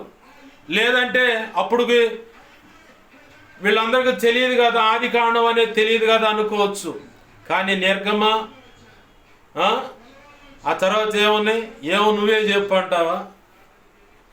నిర్గమ, లేవి, సంఖ్య, ద్వితీయోపదేశిక, ఇలా 4 కాండాలు. ఈ 4 సంబంధిత పుస్తకాలు వ్రాత ప్రచులు అంటే జిరాక్స్ అన్నమాట. అవి ఖచ్చితంగా రాజు దగ్గర పెట్టుకోవాలి. రాజు దగ్గర పెట్టుకోవటమే కాదు, అది రాజు పఠించాలి. పఠించుట అంటే చదవటం. రాజు పఠించాలి, దాన్ని ఆజ్ఞలన్నిటినీ అమల్లో పెట్టుకోవాలా. ఆ ప్రచుల ప్రకారం, ప్రచులలో ఆ జిరాక్స్లు ఉన్నాయి కదా, ప్రచులు అంటే జిరాక్స్ కాపీలు అంటారు మనకి. ఇప్పుడు అది తెలుగు భాష అన్నమాట, బాగా ఓల్డ్. అలాగే సంస్కృతం భాష కూడా కలుస్తుంది మన తెలుగులో. ప్రచులు, వ్రాత ప్రచులు అంటే రాసినటువంటి జిరాక్సులు. అప్పట్లో జిరాక్సులు రాసేవాళ్ళు. ధర్మశాస్త్రోపదేశకులు వేరు, శాస్త్రులు వేరు. శాస్త్రులు అన్నవాళ్ళు ఈ ధర్మశాస్త్రానికి సంబంధించిన ఈ 4 గ్రంథాలు చర్మపు కాగితాల మీద ఎప్పటికప్పుడు ఇచ్చి రాయటం, అవకాశం ఇస్తే ప్రకటించటం శాస్త్రుల యొక్క పని. ధర్మశాస్త్రోపదేశకులు అంటే దాంట్లో ఉన్నది ఉపదేశిస్తారు, వాళ్ళు నియమ నిబంధనలు చెబుతూ ఉంటారు. శాస్త్రులు అన్నవాళ్ళు రాయటం అన్నమాట. అవకాశం ఇస్తే ఎజ్రా వ్రాత ప్రతులు రాసేవాడే. తనకు అవకాశం దొరికింది చదవటానికి, దేవుడు కృపలో వాడుకున్నాడు. ఆమేన్, హల్లెలూయా. అయితే ఇక్కడ బాగా గుర్తుపెట్టుకోవాలా, సొలొమోను దారి తప్పటానికి కారణం ఏంటంటే, అసలు ముఖ్యమైన కారణం తన హృదయమే. దేవుని యొక్క వాక్యము తెలుసు. దేవుడు ఇచ్చినటువంటి ఆ 4 గ్రంథాల ప్రతులు ఇతను బాగా చదివాడు కాబట్టి జ్ఞానం వచ్చింది. ఆమేన్, హల్లెలూయా.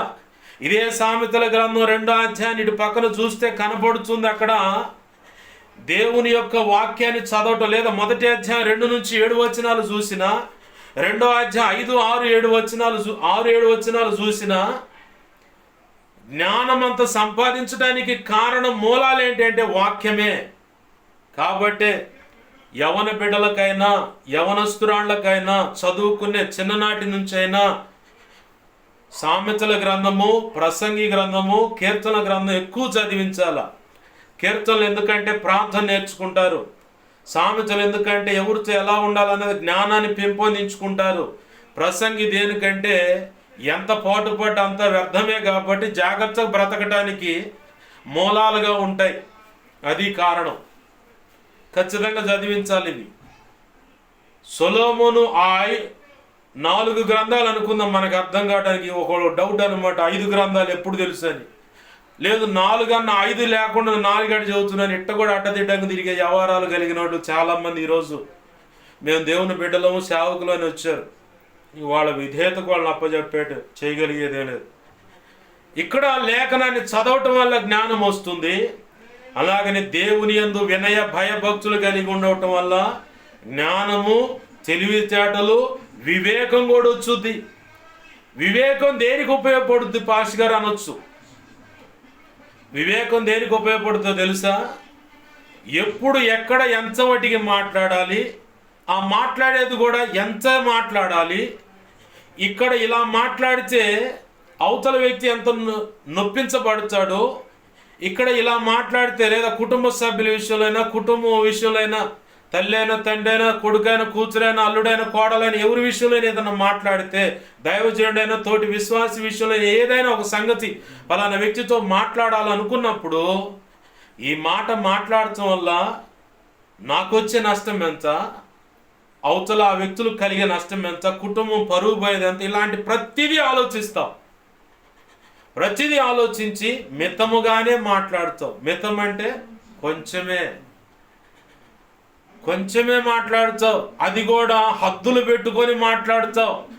ఈ మాట వల్ల ఎదుటి వ్యక్తికి ఉపయోగం అనుకుంటే 4 మాటలు అందించి పంపిస్తావు.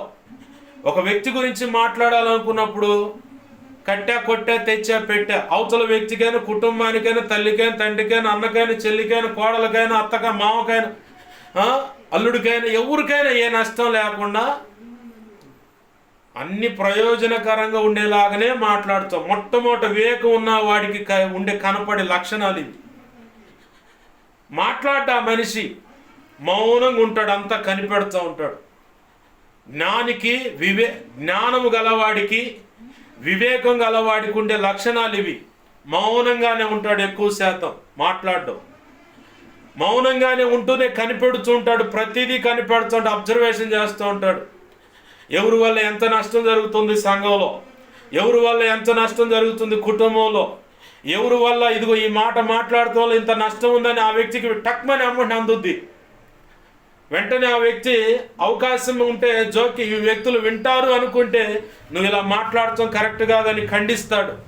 ఖండించినప్పుడు అర్థం చేసుకోవాలి ఏంటంటే ఈ మాట వల్ల చాలా నష్టం ఉందట్టుకుంటా ఇతను దేవుని జ్ఞానము చేత, వివేకము చేత నింపబడి నడిపించబడుతున్నాడు కాబట్టి, ఈమె అలా ఉంది కాబట్టి వీళ్ళు చెప్పిన మాటలు తూచా తప్పకుండా తీసుకోవాలి, ఆచరణలో పెట్టాలి, తద్వారా ఆశీర్వదింపబడాలనే ఆలోచనలోకి రావాలి.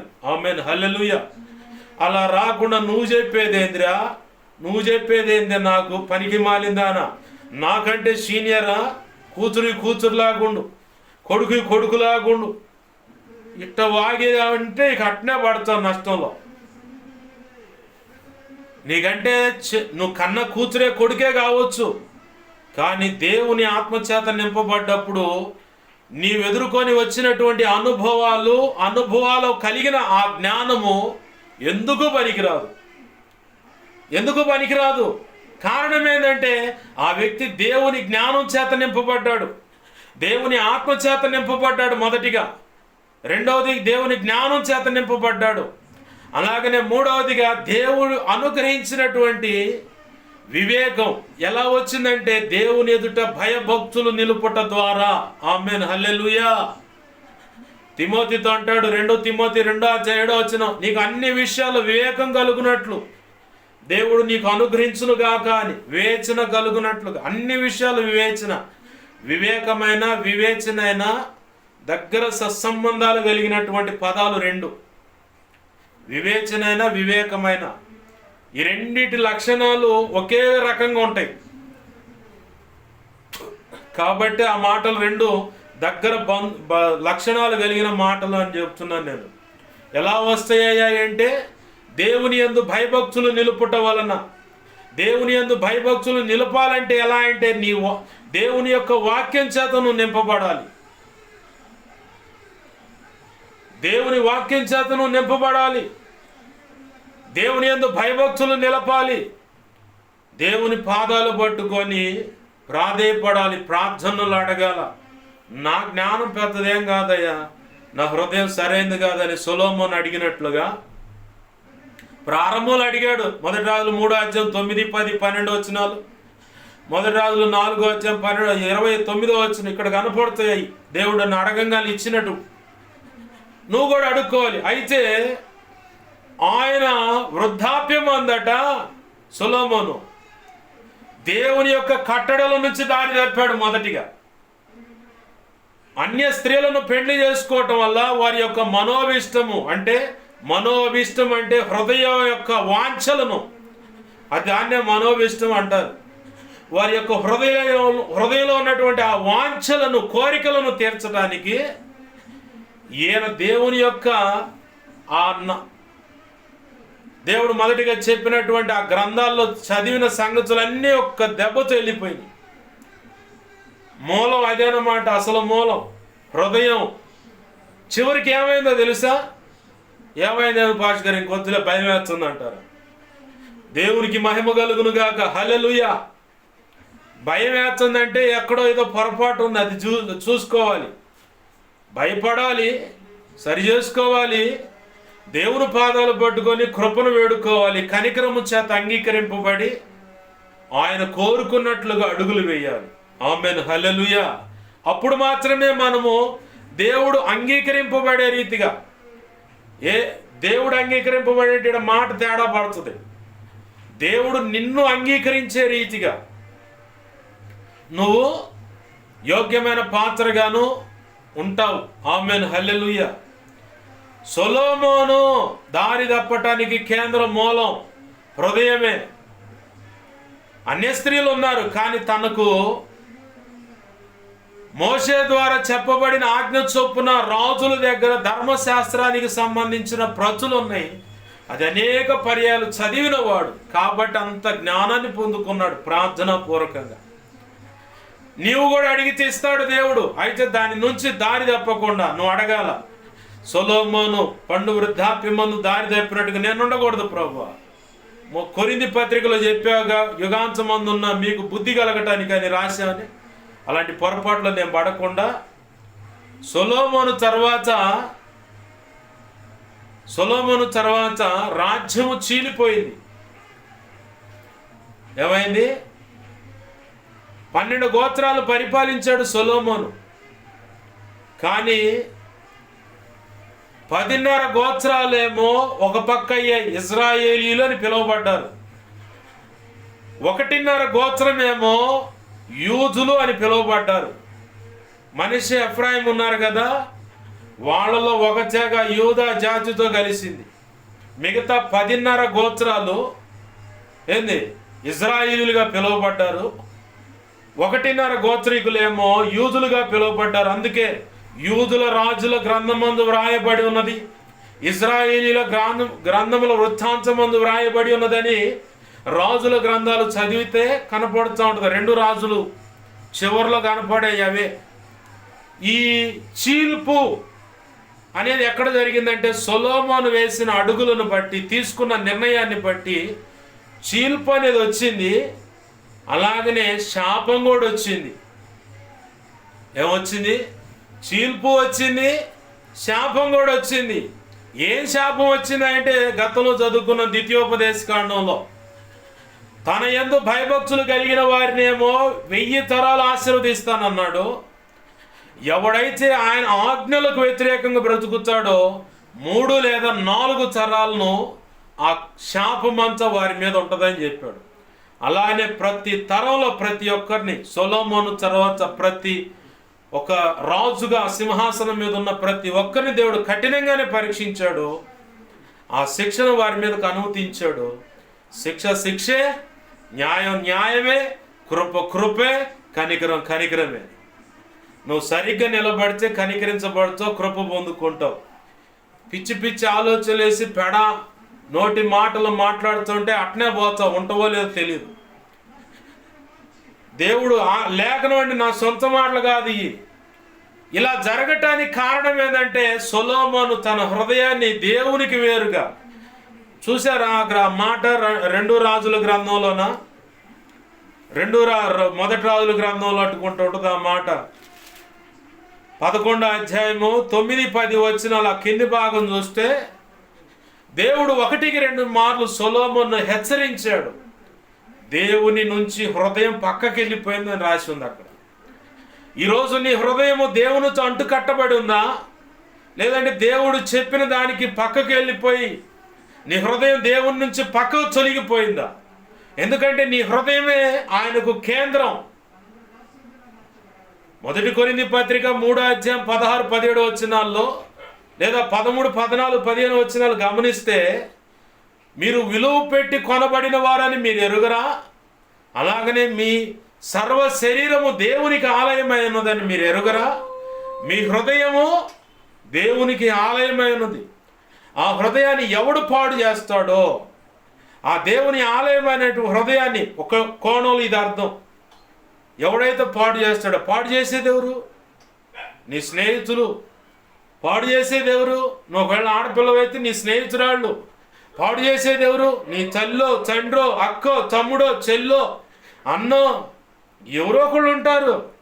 పాడు చేసేది ఎవరు? నీతో పాటు ప్రభువులో చేసినాడు దారి తప్పించవచ్చు, నిన్ను సత్యంలో ఉండకుండా, సర్వసత్యంలో ఉండకుండా, సంపూర్ణ స్థితి పొందేటువంటి ఉపదేశంలో ఉండకుండా దారి తప్పించేది పక్కనున్న ఎవడో ఒకడు ఉంటాడు. అపవాది ఎవరినో ఒకరిని వాడతాడు. లేదా కొంతమంది దుర్బుద్ధితో వచ్చి నిన్ను పాడు చేయడానికి కూడా నడుం బిగిస్తారు. వారికి శిక్ష. అలాగే ఇంకొక కోణం ఏంటి? దేవాలయాన్ని పాడు చేయటం, సంఘాన్ని పాడు చేయటం, ఇది ఒక కోణం. సేవను పాడు చేయటం అని ఇది ఒక కోణం. 1 కొరింథీ 3వ అధ్యాయం 16-17 వచనాల గురించి మాట్లాడుతున్నా. ఒక కోణమేమో ఎవరో ఒకళ్ళ వ్యక్తులు వచ్చి నీ హృదయాన్ని పాడు చేస్తారు. ఒక కోణం. ఈ రెండో కోణమేమో దేవాలయాన్ని, సంఘాన్ని, సేవను పాడు చేసేది రెండో కోణం. మూడవ కోణం ఉపదేశాన్ని పాడు చేస్తూ ఉంటారు. సంఘంలోకి ఆత్మలు రానికుండా పాడు చేస్తూ ఉంటారు. ఇది కూడా ఇంకొక కోణం. దేవునికి ఆలయముగా ఉంది నీ దేహం. ఆ ఆలయం ఉండటానికి దేవుడు ఆసన్నుడంటే ఆసనం అంటే కుర్చీ. ఆసన్నుడై ఉండటానికి నిలయం చేసుకోవడానికి ఆయన కోరుకున్నది ఏంటంటే నీ హృదయం. ఎలా కోరుకున్నాడు పాస్ గారు? హృదయాన్ని నువ్వు బాగా చెబుతావని చెప్పని కొంతమంది అనుకోవచ్చు. పరిశుద్ధాత్మ దుమికి మేడగదిలో ఉన్నట్టు వారి మీదకి వచ్చినప్పుడు బలమైన గాలి, పరిశుద్ధాత్మ అగ్ని నాలుకల వలె విభాగింపబడి వారి పెదాలు కాల్చినప్పుడు వారిలో ఉన్న సమస్త దోషాలు, పాపాలు హరించుకుపోయి పరిశుద్ధపరచబడి దేవుడు కోరుకున్నటువంటి పాత్రలుగా అయినప్పుడు, బలమైన అభిషేకం చేత నింపబడ్డప్పుడు, భాషలతో మాట్లాడుతున్నప్పుడు ఏంటిది ఆశ్చర్యంగా ఉందని అనేకులు అదురుపోయి విచిత్రంగా చూస్తున్నప్పుడు, ఒకప్పుడు ముమ్మారు అబద్ధం ఆడిన పిరికైన దుడుకైన పేతురు అయినటువంటి వ్యక్తి పరిశుద్ధాత్మ చేత నింపబడి లేచి నిలబడి, అయ్యలారా మీరు అనుకుంటున్నట్టు అది కాదు, వీళ్ళు తాగుబోతులు కాదు, దేవుని ఆత్మచేత ఏవేలు ప్రవక్త చెప్పబడినటువంటి తొలకరి పరిశుద్ధాత్మ వర్షం వీరి మీద దుమికి వచ్చి పడింది కాబట్టి ఇలాగ మాట్లాడుతున్నారు. మీరు అనుకున్నట్లుగా మద్యం సేవించినోళ్ళు కాదు, అయితే వినండి అని చెప్పని ప్రకటించినప్పుడు అక్కడ జరిగిన కార్యం ఏంది? పేతురు ప్రకటిస్తే వారి హృదయాలు పొడవబడ్డాయట. వారి హృదయాల్లో గుణపాలు పెట్టి పొడిచినట్టుందంట. అయ్యో మేము పాపులం, మేము నిత్య జీవానికి వారసులు అవడానికి ఏం చేయాలని చెప్పని అడిగారు. పౌలు భక్తుడు పౌలు భక్తుడు తొయితేరా పట్టణం పట్టుకుంటుంది. అక్కడ సముద్రం ఒడ్డున నిలబడి వాక్యం అందిస్తూ ఉంటే సుగంధ ద్రవ్యాలు అమ్ముకునేటువంటి ఒక వ్యక్తి కనిపెట్టి చూస్తూ ఉంది. అలానే కనిపెట్టి చూస్తూ ఉంది. పౌలు ప్రకటించినప్పుడు ఆమె హృదయం తెరవబడిందంట. దేవునికి మహిమ కలుగును గాక. పౌలు ప్రకటిస్తున్నప్పుడు పుట్టుకతోనే కుంటివాడు, మారు మనసు స్వస్థత పొందటానికి ఇతను హృదయం కరెక్ట్గా ఉందని చూశాడు. దేవునికి మహిమ కలుగును గాక. హల్లెలూయా. ఏదంటే అంత దేవుడు హృదయం మీద కేంద్రం చేసినట్టు ఉంది కదా, హృదయాన్ని టార్గెట్ చేశాడు.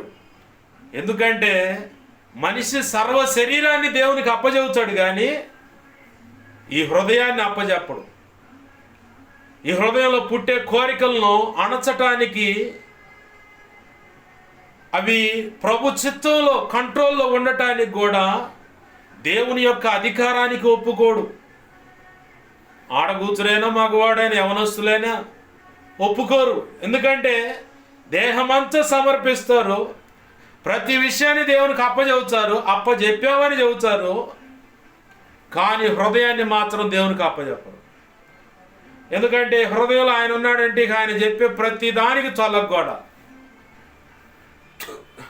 ఆయన చెప్పే ప్రతి మాటకు శిరస్సు వంచి సరేనయ్యా నీ ఇష్టమయ్యా, ఇక చేయనయ్యా, ఇలానే ఉంటానయ్యా, సరేనయ్యా, యాడికి పోనయ్యా, ఇక్కడే ఉంటానయ్యా, ఇలా ప్రతి దానికి ఆయనకి అరెస్ట్ అయినట్టుగా, సరెండర్ అయినట్టుగా అలానే ఉండిపోవాలి హృదయం కేంద్రం అయితే నీ హృదయాన్ని ఎప్పుడైతే ప్రభువుకు సంపూర్ణంగా సమర్పిస్తావో, సమర్పించడం అంటే నీవు రక్షణ లేకపోతే ప్రభు కృపను బట్టి రక్షణ అనుభవంలోకి రావాలి, రక్షణ బాప్తీసం పొంది ఆయనకి నీ హృదయాన్ని ఇవ్వాలి. బ్రతుకంటే నీ హృదయంలో పూర్తిగా దేవుని వాక్యానికి అధికారం ఇవ్వాలి. వాక్యం ఏం చెబితే అది నేను చేస్తాను, వాక్యం ఏం చెబితే అలాగ బ్రతుకుతాను. వాక్యం అంటే ఎవరు? యోహాను సువార్త 14 మొదటి అధ్యాయము అక్కడ నుంచి కిందకు చూస్తే ఉంటుంది. వాక్యము శరీరధారి కృపాసత్య సంపూర్ణుడై మన మధ్య వసించుచుండెను అని. అయితే అది లోకం గ్రహించలేదు. తన సంబంధీకులు ఆ యొక్క వాక్యం దర్శించినప్పుడు ఎవరైతే వెలుగు సంబంధులుగా ఉన్నారో వారు మాత్రమే దాన్ని గ్రహించగలిగారు, వారు మాత్రమే వెలిగించబడగలిగారు. యేసు ప్రభు వారికి నువ్వు అవకాశం ఇవ్వాలి, ఆయన చెప్పినట్లు బ్రతకాలి. అప్పుడే నీ హృదయంలో నుంచి జీవధారలు చెప్పబడినట్లుగా స్పష్టంగా ఉబుకుతుంటాయి. ఉబుకుటమే కాదు, ఆ జీవధారలు అనేకులకు నువ్వు పంచగలుగుతావు. ఆమేన్, హల్లెలూయా. ఏం చేస్తావు? అనేకులకు పంచగలుగుతావు. కొంతమంది ఇహ సంబంధమైన సుఖాల మీద పెడతారు మోజంతా. ఇదంతా ఎక్కడ ఉంటుందంటే హృదయంలోనే. దేమా యాడికి పోయాడు? ఇహలోకాన్ని స్నేహించి వెళ్ళాడు. యాడికి? ఇహలోకాన్ని స్నేహించి వెళ్ళాడు. ఇహలోకాన్ని అంటే ఈ లోక సంబంధమైన సౌఖ్యాలు, గౌరవ మర్యాదలు, ధనము, సుఖము, తిండి, సౌఖ్యము కోసం వెళ్ళిపోయాడు దేమా. కానీ ఒక సమయం వచ్చింది, సరి చేసుకొని దేవుని పాదాల దగ్గర రాగానే పౌలు పంచన చేరాడు. ఫిలమోను పత్రికలో చెప్తున్నాడు, నా జత పనివాడైన దేమా అన్నాడు. దేవునికి మహిమ కలుగును గాక. హల్లెలూయా. మార్క్ అనేవాడు బర్నబా పౌలు విడిపోవటానికి కారణమయ్యాడు. కొంతకాలం బర్నబాతో నడిచిన బర్నబా తన హృదయాన్ని కఠినపరుచుకున్నాడేమో. ఆ మాటలు రాయలేదు కాబట్టి ఇలా వ్యాఖ్యానిస్తే చాలా మంది మేధావులు బయటకు వచ్చారు. అందుకని చెప్పట్లా. బర్నబా నేను రాను, నా మాట జరలేదు, నేను కదా ఆ పౌలుని దేశపోయి సంఘానికి పరిచయం చేసింది, నా మీద అతని అధికారం ఏంది? ఇలా జాబితా కొంతమంది ఉంటారు సంఘంలో. నేను పరిచయం చేస్తే నన్ను బట్టి కాదు వాడు సంఘానికి పరిచయం మీద అంత అని చెప్తూ ఉంటారు. నువ్వు ఎన్ని చెప్పినా, నిన్ను బట్టి వచ్చినా ఆ వ్యక్తి విధేయత చూపటాన్ని బట్టి దేవుని కృప వచ్చి పడింది. ఆమేన్, హల్లెలూయా. నువ్వు పరిచయం చేసావు, ఓకే, వాస్తవమే, నీకు రావాల్సిన ఆశీర్వాదం వస్తుంది. అసలు నువ్వే దారి తప్పిపోతే, ఈ బ్యాచ్ని కూడా చూశానండి నేను. దేవుని సంఘానికి కొంతమందిని పరిచయం చేసి వాళ్ళే చివరికి భ్రష్టులైపోయిన వాళ్ళని నేను చూశాను, నా కళ్ళతో నేను చూశాను. వాళ్ళు ఇప్పుడు బ్రతుకుతానే ఉన్నారు. అరాకొర మిణుగు మిణుగు మిణుగుమంట దీపం వెలుగుద్దు చూడు, ఆగిపోద్దు ఎలుగుద్దు, ఆగిపోద్దు ఎలుగుద్దు, మధ్య మధ్యలో కొట్టుకుంటున్నట్టు ఉంటుంది. నూనె ఉంటుంది దీపంలో, కానీ నుసుగట్టుకుపోయిన ఎవరు అంటే నల్లగా నుసుగట్టుకుపోయినటువంటి ఆ నల్లటి మసి ఉంటుంది ఆడ, దాన్ని నుసు అంటారు. ఆ నుసుగట్టుకుపోయిన వ్యవహారం ఉంటుంది. బాప్తిస్మ అనుభవంలోకి కొంతమంది నడిపించిన వ్యక్తులే, వాళ్ళే మాదిరి. ఎవరు నన్ను అడిగితే ఫలానా వ్యక్తులే నన్ను బాప్తిస్మ అనుభవంలోకి నడిపించారని. తీరా ఆ వ్యక్తుల జీవితాన్ని పరిశీలిస్తే వాళ్ళు మినుగు అంటూ ఆరుతున్నా వెలుగుతున్నా అన్నట్టుంటారు. కొంతమంది ఏకంగా జారిపోయిన వాళ్ళు కూడా చూశారు. కొంతమంది వెళ్తున్నాలే, ఎప్పుడో అవకాశం ఉన్నట్టు వెళ్తున్నాలే. ఇప్పుడు ఈ వ్యక్తులను చూసి నడిపించబడ్డ వ్యక్తులు ఆగిపోవాలా? నడిపించబడుచు, దేవుని చేత నడిపించబడుచు, బలపరచబడి, ప్రోత్సహింపబడి, దేవుడు కోరుకున్నటువంటి రీతిగా అడుగులు వేస్తున్నటువంటి ఆ వ్యక్తులను చూసి ఈ వ్యక్తులు సిగ్గుపడాలా? లేకపోతే ఈ వ్యక్తినే నేను మళ్ళీ మోడల్ చేసుకోవాల్సి వస్తుంది. ఒకప్పుడు నేను మాదిరి అయ్యాను, ఇప్పుడు నేను ఆ వ్యక్తిని, నేను రక్షణ మార్గంలో నడిపించిన ఆ వ్యక్తిని నేను మోడల్ చేసుకోవాల్సి వస్తుంది. అయ్యో, సిగ్గుతో తలంచుకొని ఎనికి తిరగాల. ఏమనుకోవాలి చెప్పండి? ఇలాంటి జాబితా కూడా ఉన్నారు. వీళ్ళు ఎక్కడ తేడా పడ్డారంటే హృదయంలో తేడా పడ్డవాడు వీళ్ళంతా. కొంతమంది ఉంటారు, లేఖనం తెలుసు, దైవజనులుగా ఉంటారు. ఇక ఎవరో ఏదో కీడు చేశారని చెప్పని దాన్ని హృదయంలోనే పగగా పెట్టుకొని బ్రతికేవాళ్ళు లేకపోలేదు. సమాధానం లేని స్థితిలో బ్రతికేవాళ్ళు ఉన్నారు. అయితే బాగా గుర్తుపెట్టుకోవాలా, సమాధానం లేని పరిస్థితి, పగబెట్టుకునే పరిస్థితి కూడా హృదయంలోనే ఉంది. ఆ చెడుతనాన్ని నీకు నువ్వుగా తీసేసుకోవాలి. దేవుడే తెచ్చిపెట్టింది కాదు అది. ఇప్పుడు పగబెట్టుకుంది ఎవరు? దేవుడా లేకపోతే నువ్వా? కొంతమంది అల్లుళ్ళు ఉన్నారంటే అత్తమామల మీద పెట్టుకుంటారు. కోడలైనా సరే అత్తమామల మీద, తోడబుట్టిన వాళ్ళ మీద, లేదంటే కన్నవాళ్ళ మీద పెట్టుకోమని పొరపాటు కూడా పెట్టుకోరు. అది మరి ఏం చేస్తాం? మరి అదొక టైప్ వ్యవహారం. దేవునికి మహిమ కలుగును గాక. హల్లెలూయా. వాళ్ళు అట్ట చేయి. అయితే ఓకే, వాక్యం తెలిసింది నీకు. వాక్యం తెలిసిన తర్వాత ప్రభు అన్నాడు, మిమ్మల్ని హింసించు వారిని, దూషించు వారిని, ద్వేషించు వారిని దీవించండి, ఆశీర్వదించండి, వారి యోగక్షేమాల కోసం ప్రార్థన చేయండి అన్నాడు. లేఖనం బాగా ఎరిగిన వ్యక్తి అయితే ఈ పని చేయాలి. నేను అదే పని చేస్తున్నాను. నా మటుకు నేను ఎవరి మీద పగబెట్టుకోను. నేనైతే దేవునికి అప్పచెప్పేసి, ఎవరైతే నన్ను వ్యతిరేకం అనుకుంటారో వాళ్ళ క్షేమం కోసం ప్రార్థన చేస్తాం. కొంతమందికి అర్థం కాదు, ఇదేంది మమ్మల్ని ఎప్పుడు చూసినా పగస్తులు కానీ పగగాను చూసేటువంటి దైవజనుడు ఇలా మా కోసం ప్రార్థన చేయడం అది ఇదేంటంటే, నేను అంటాను, ఒకవేళ నేను చేసే ప్రార్థనలు బట్టి ఎవరైనా అనుకుంటే అంటాను, తండ్రి చేసిన పొరపాటు ఆమె లేదా అతనికి కడుపును పుట్టిన బిడ్డ శపించబడాలా? సరే, శాపం వచ్చింది అనుకుంటే ఆమె కడుపులో ఉన్న ఆ బిడ్డ ఈ తల్లి పొరపాటు, ఆమెను కన్నా తండ్రి తల్లి పొరపాటును బట్టి ఆ పసికందు రక్తపు ముద్దగా అవయవాల పొందిక అమర్చబడుతున్నటువంటి ఆ పసికందు అనుభవించాలా ఆ కీడు, శాపం? చెప్పండి. దేవుడు అన్యాయస్తుడు కాదండి. ఎందుకు అన్యాయస్తుడు కాదంటున్నానంటే, లోతు మత్తుగిలి పడుకుంటే కూతుర్లు చేసిన పొరపాటు ఉంది. కానీ దేవాదేవుడు ఎంత దీనుడో, అంటే ఎంత కరుణ గలవాడో, ఎంత కృపగలవాడో చూడండి. మొదటి కుమార్తెకు పుట్టిన పిల్లలకేమో కనానులో స్వాస్థ్యాలు పంచాడు. రెండో అమ్మాయికి కూడా పంచాడు. రెండో అమ్మాయికి కడుపును పుట్టిన పిల్లలకు కూడా పంచాడు. కానీ ఒక అమ్మాయి పిల్లలకేమో స్వాస్థ్యాలు పంచి అట్లా ఆగిపోయాడు. రెండో అమ్మాయి పిల్లలకి, మోయాబు సంతానానికేమో రూతును తీసుకెళ్లి బోయాజుకి ఇచ్చేసి యేసు ప్రభు వారి యొక్క వంశావళిలో కలుపుకున్నాడు. ఇది దేవుని యొక్క న్యాయ విధి. తండ్రి చేసిన పొరపాటును బట్టి పిల్లలు శపించబడతారు, ఓకే.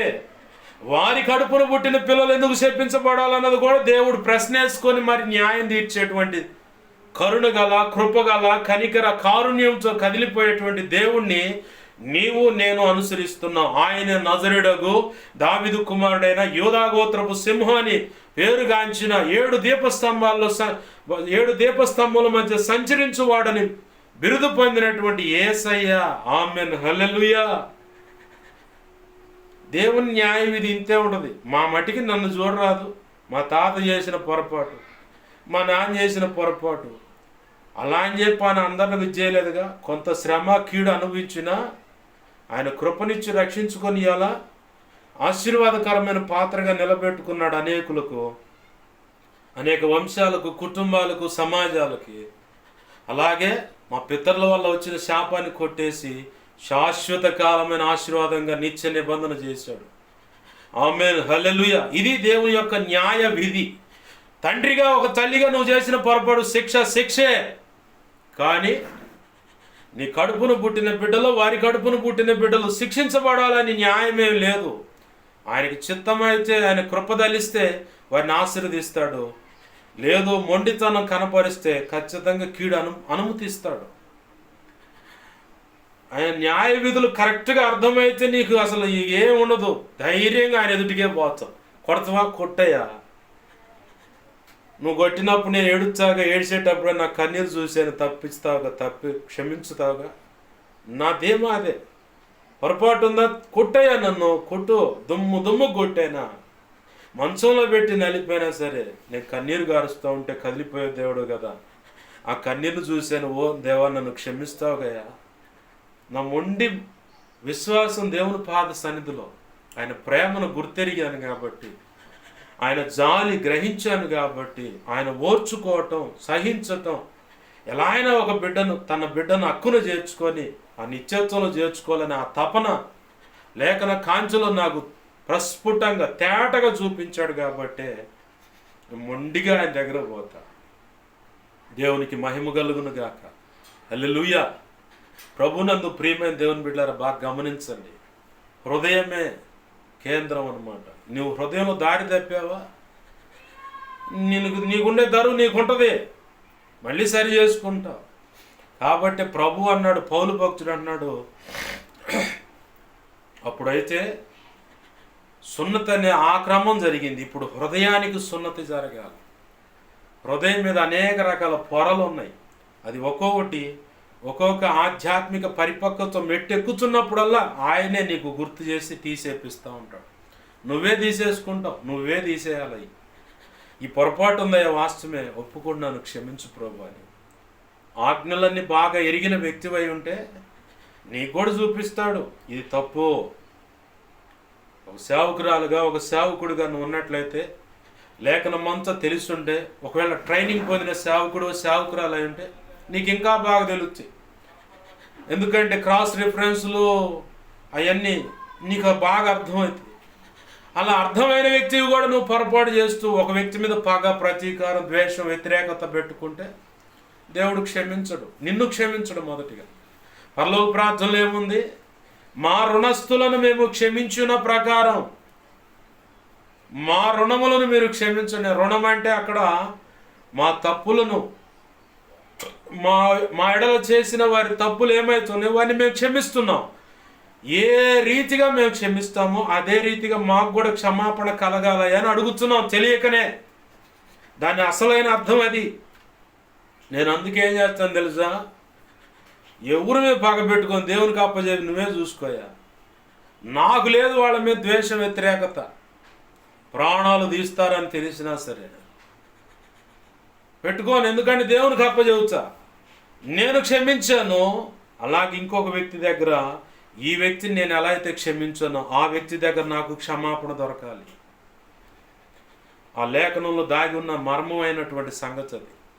మా రుణస్థులను మేము మనకే పెట్టాడు మొదటిగా. నువ్వు ఎలా అయితే ఎదుటి వ్యక్తిని క్షమిస్తావో, ఎంత శాతం పూర్తిగా క్షమించేసావా, పగలేదా, ఓకే, నీకు కూడా ఉండదు దేవునితో. కొంత పెట్టుకున్నావా, నీకు కూడా అంతే ఉంటుంది. అది కూడా చూసుకోవాలి. యోహాను సువార్త మొదటి పత్రికలో, యోహాను మొదటి పత్రికలో 3వ అధ్యాయంలో చూడండి. అక్కడ ఒక ఆధ్యాత్మికంగా ఎదిగిన వ్యక్తి విషయంలో దేవుడు చెబుతున్న మాట, నేను నా సహోదరుని క్షమించాను అంటున్నా, ప్రేమిస్తున్నాను అంటున్నా, బాగుంది. ఎట్లా ప్రేమిస్తున్నా, ఎలా క్షమిస్తున్నావు?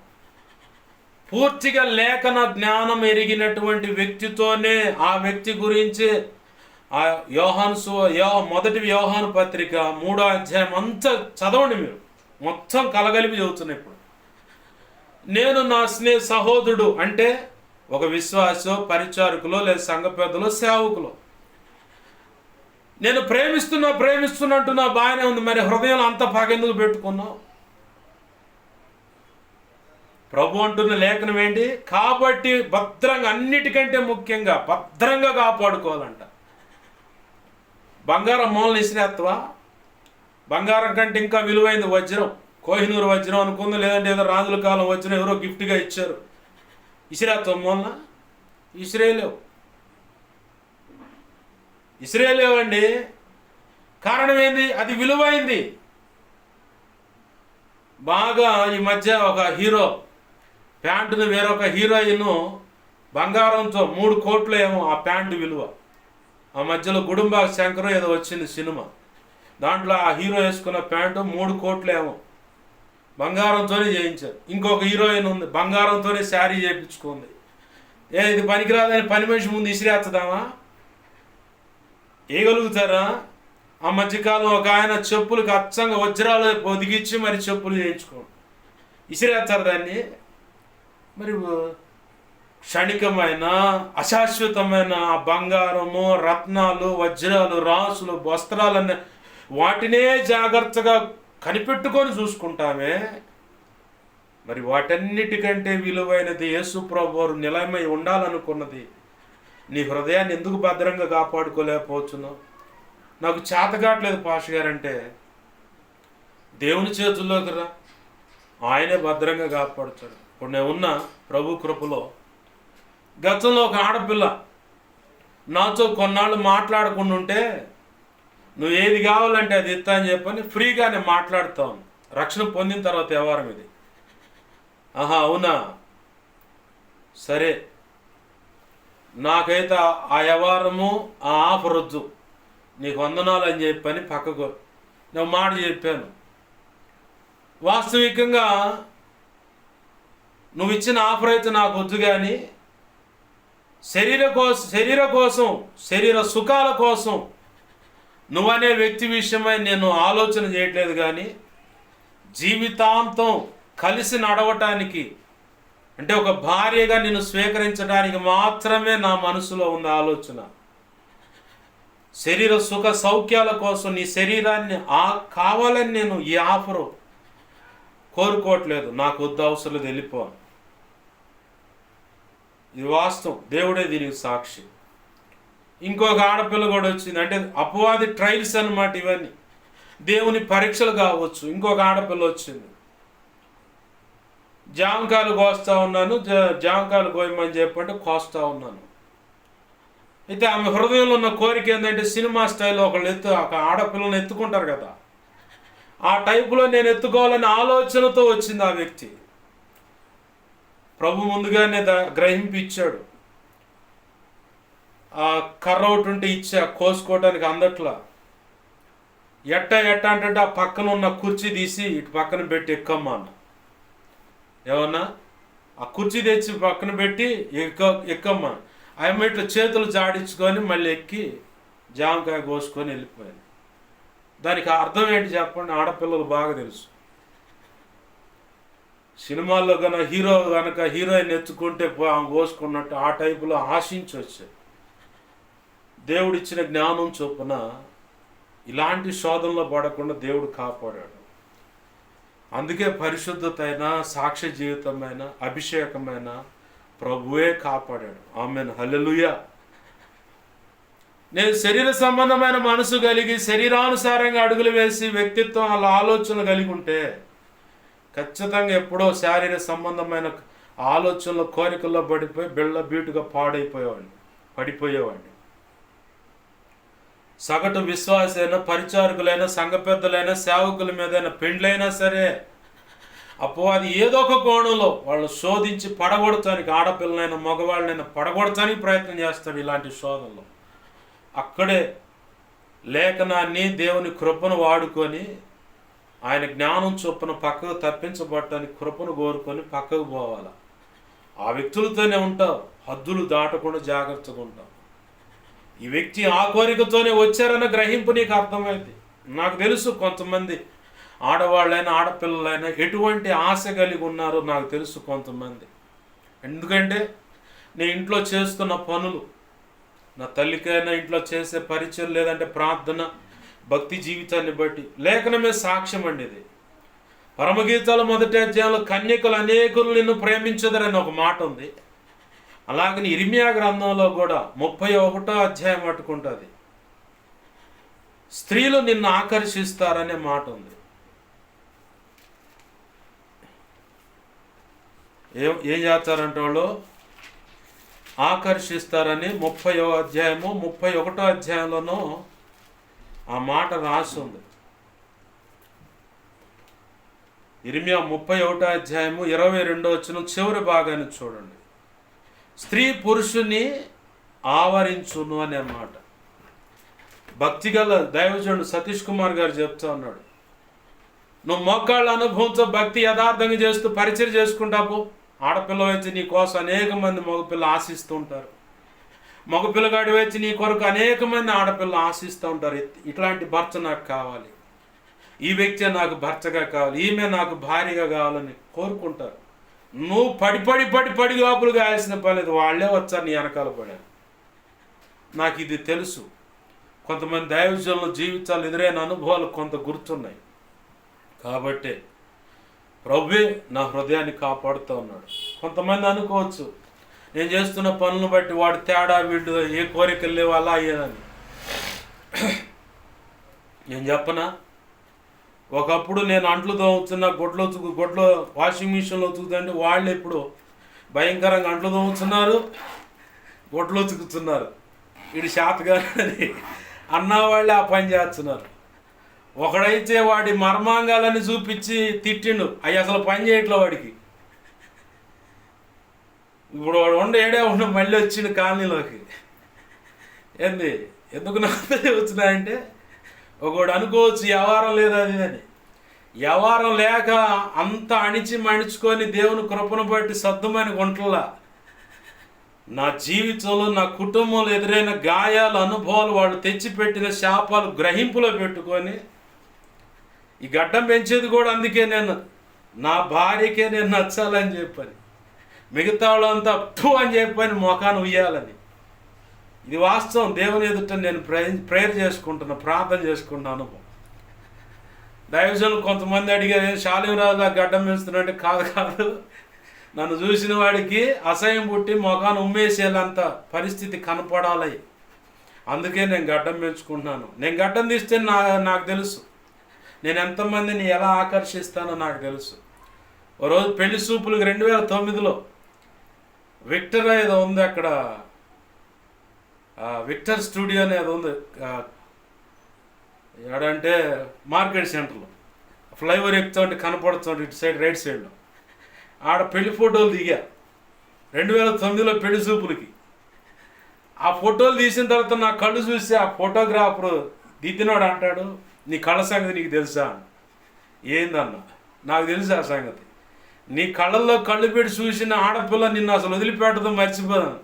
ఆ సంగతి మాకు బాగా తెలుసులేని మనుషులు అనుకొని, ఆహా అవునా అని నాకుండే వ్యవహారం నాకూడదు, నాకు తెలుసు. నన్ను నేను కాపాడుకోవటానికి నా వ్యక్తిత్వాన్ని, నా హృదయాన్ని, పరిశుద్ధతను, సాక్ష్య జీవితాన్ని, ఏ చిన్న పొరపాటు జరిగిన అభిషేకం పోద్ది ముందు. దేవుని ఆజ్ఞను క్రాస్ చేసిన, తొందరపడి శరీర సంబంధమైన పాపం చేసిన, విగ్రహారాధన సంబంధించినట్లు జోక్యం చేసుకున్న వెంటనే అభిషేకం వెళ్ళిపోద్ది, పక్క వెళ్ళిపోద్ది, ఏముండదు. నాకు కావాల్సింది మా పితరులు తెచ్చిపెట్టిన శాపం కాదు, నాకు కావాల్సింది నా తర్వాత తరానికి ఆశీర్వాదాన్ని, దైవ సంబంధమైన ఆశీర్వాదాన్ని పంచెల్లాలి. ఇహపర సంబంధమైనటువంటి ఆశీర్వాదంలో ఇహ అనేది ఉంటే ఉండని, పోతే పోని, పర సంబంధమైన ఆశీర్వాదం వాళ్ళకి పంచిపోవాలి. అది ఉందనుకో వారికి ఇక ప్రభు ఇచ్చాడు వాగ్దానం, భూమి అంతమయ్యే సమయంలో నీ వంశం, నీ కుటుంబం ఉంటుంది. నీ వంశంలో, నీ కుటుంబంలో ఉన్నవాళ్ళు నా సన్నిధిలోనే నా సేవ చేస్తారు. ఇదే నీతో చేస్తున్న నిత్య నిబంధన అన్నాడు. మరి దాన్ని నేను కాపాడుకోవాలి. నేను జాగ్రత్తగా బతికితేనేగా నా తర్వాత నా బిడ్డలకు ఎవరికైనా వచ్చేది. నేనే తేడా పడితే ఏం ఉండదు.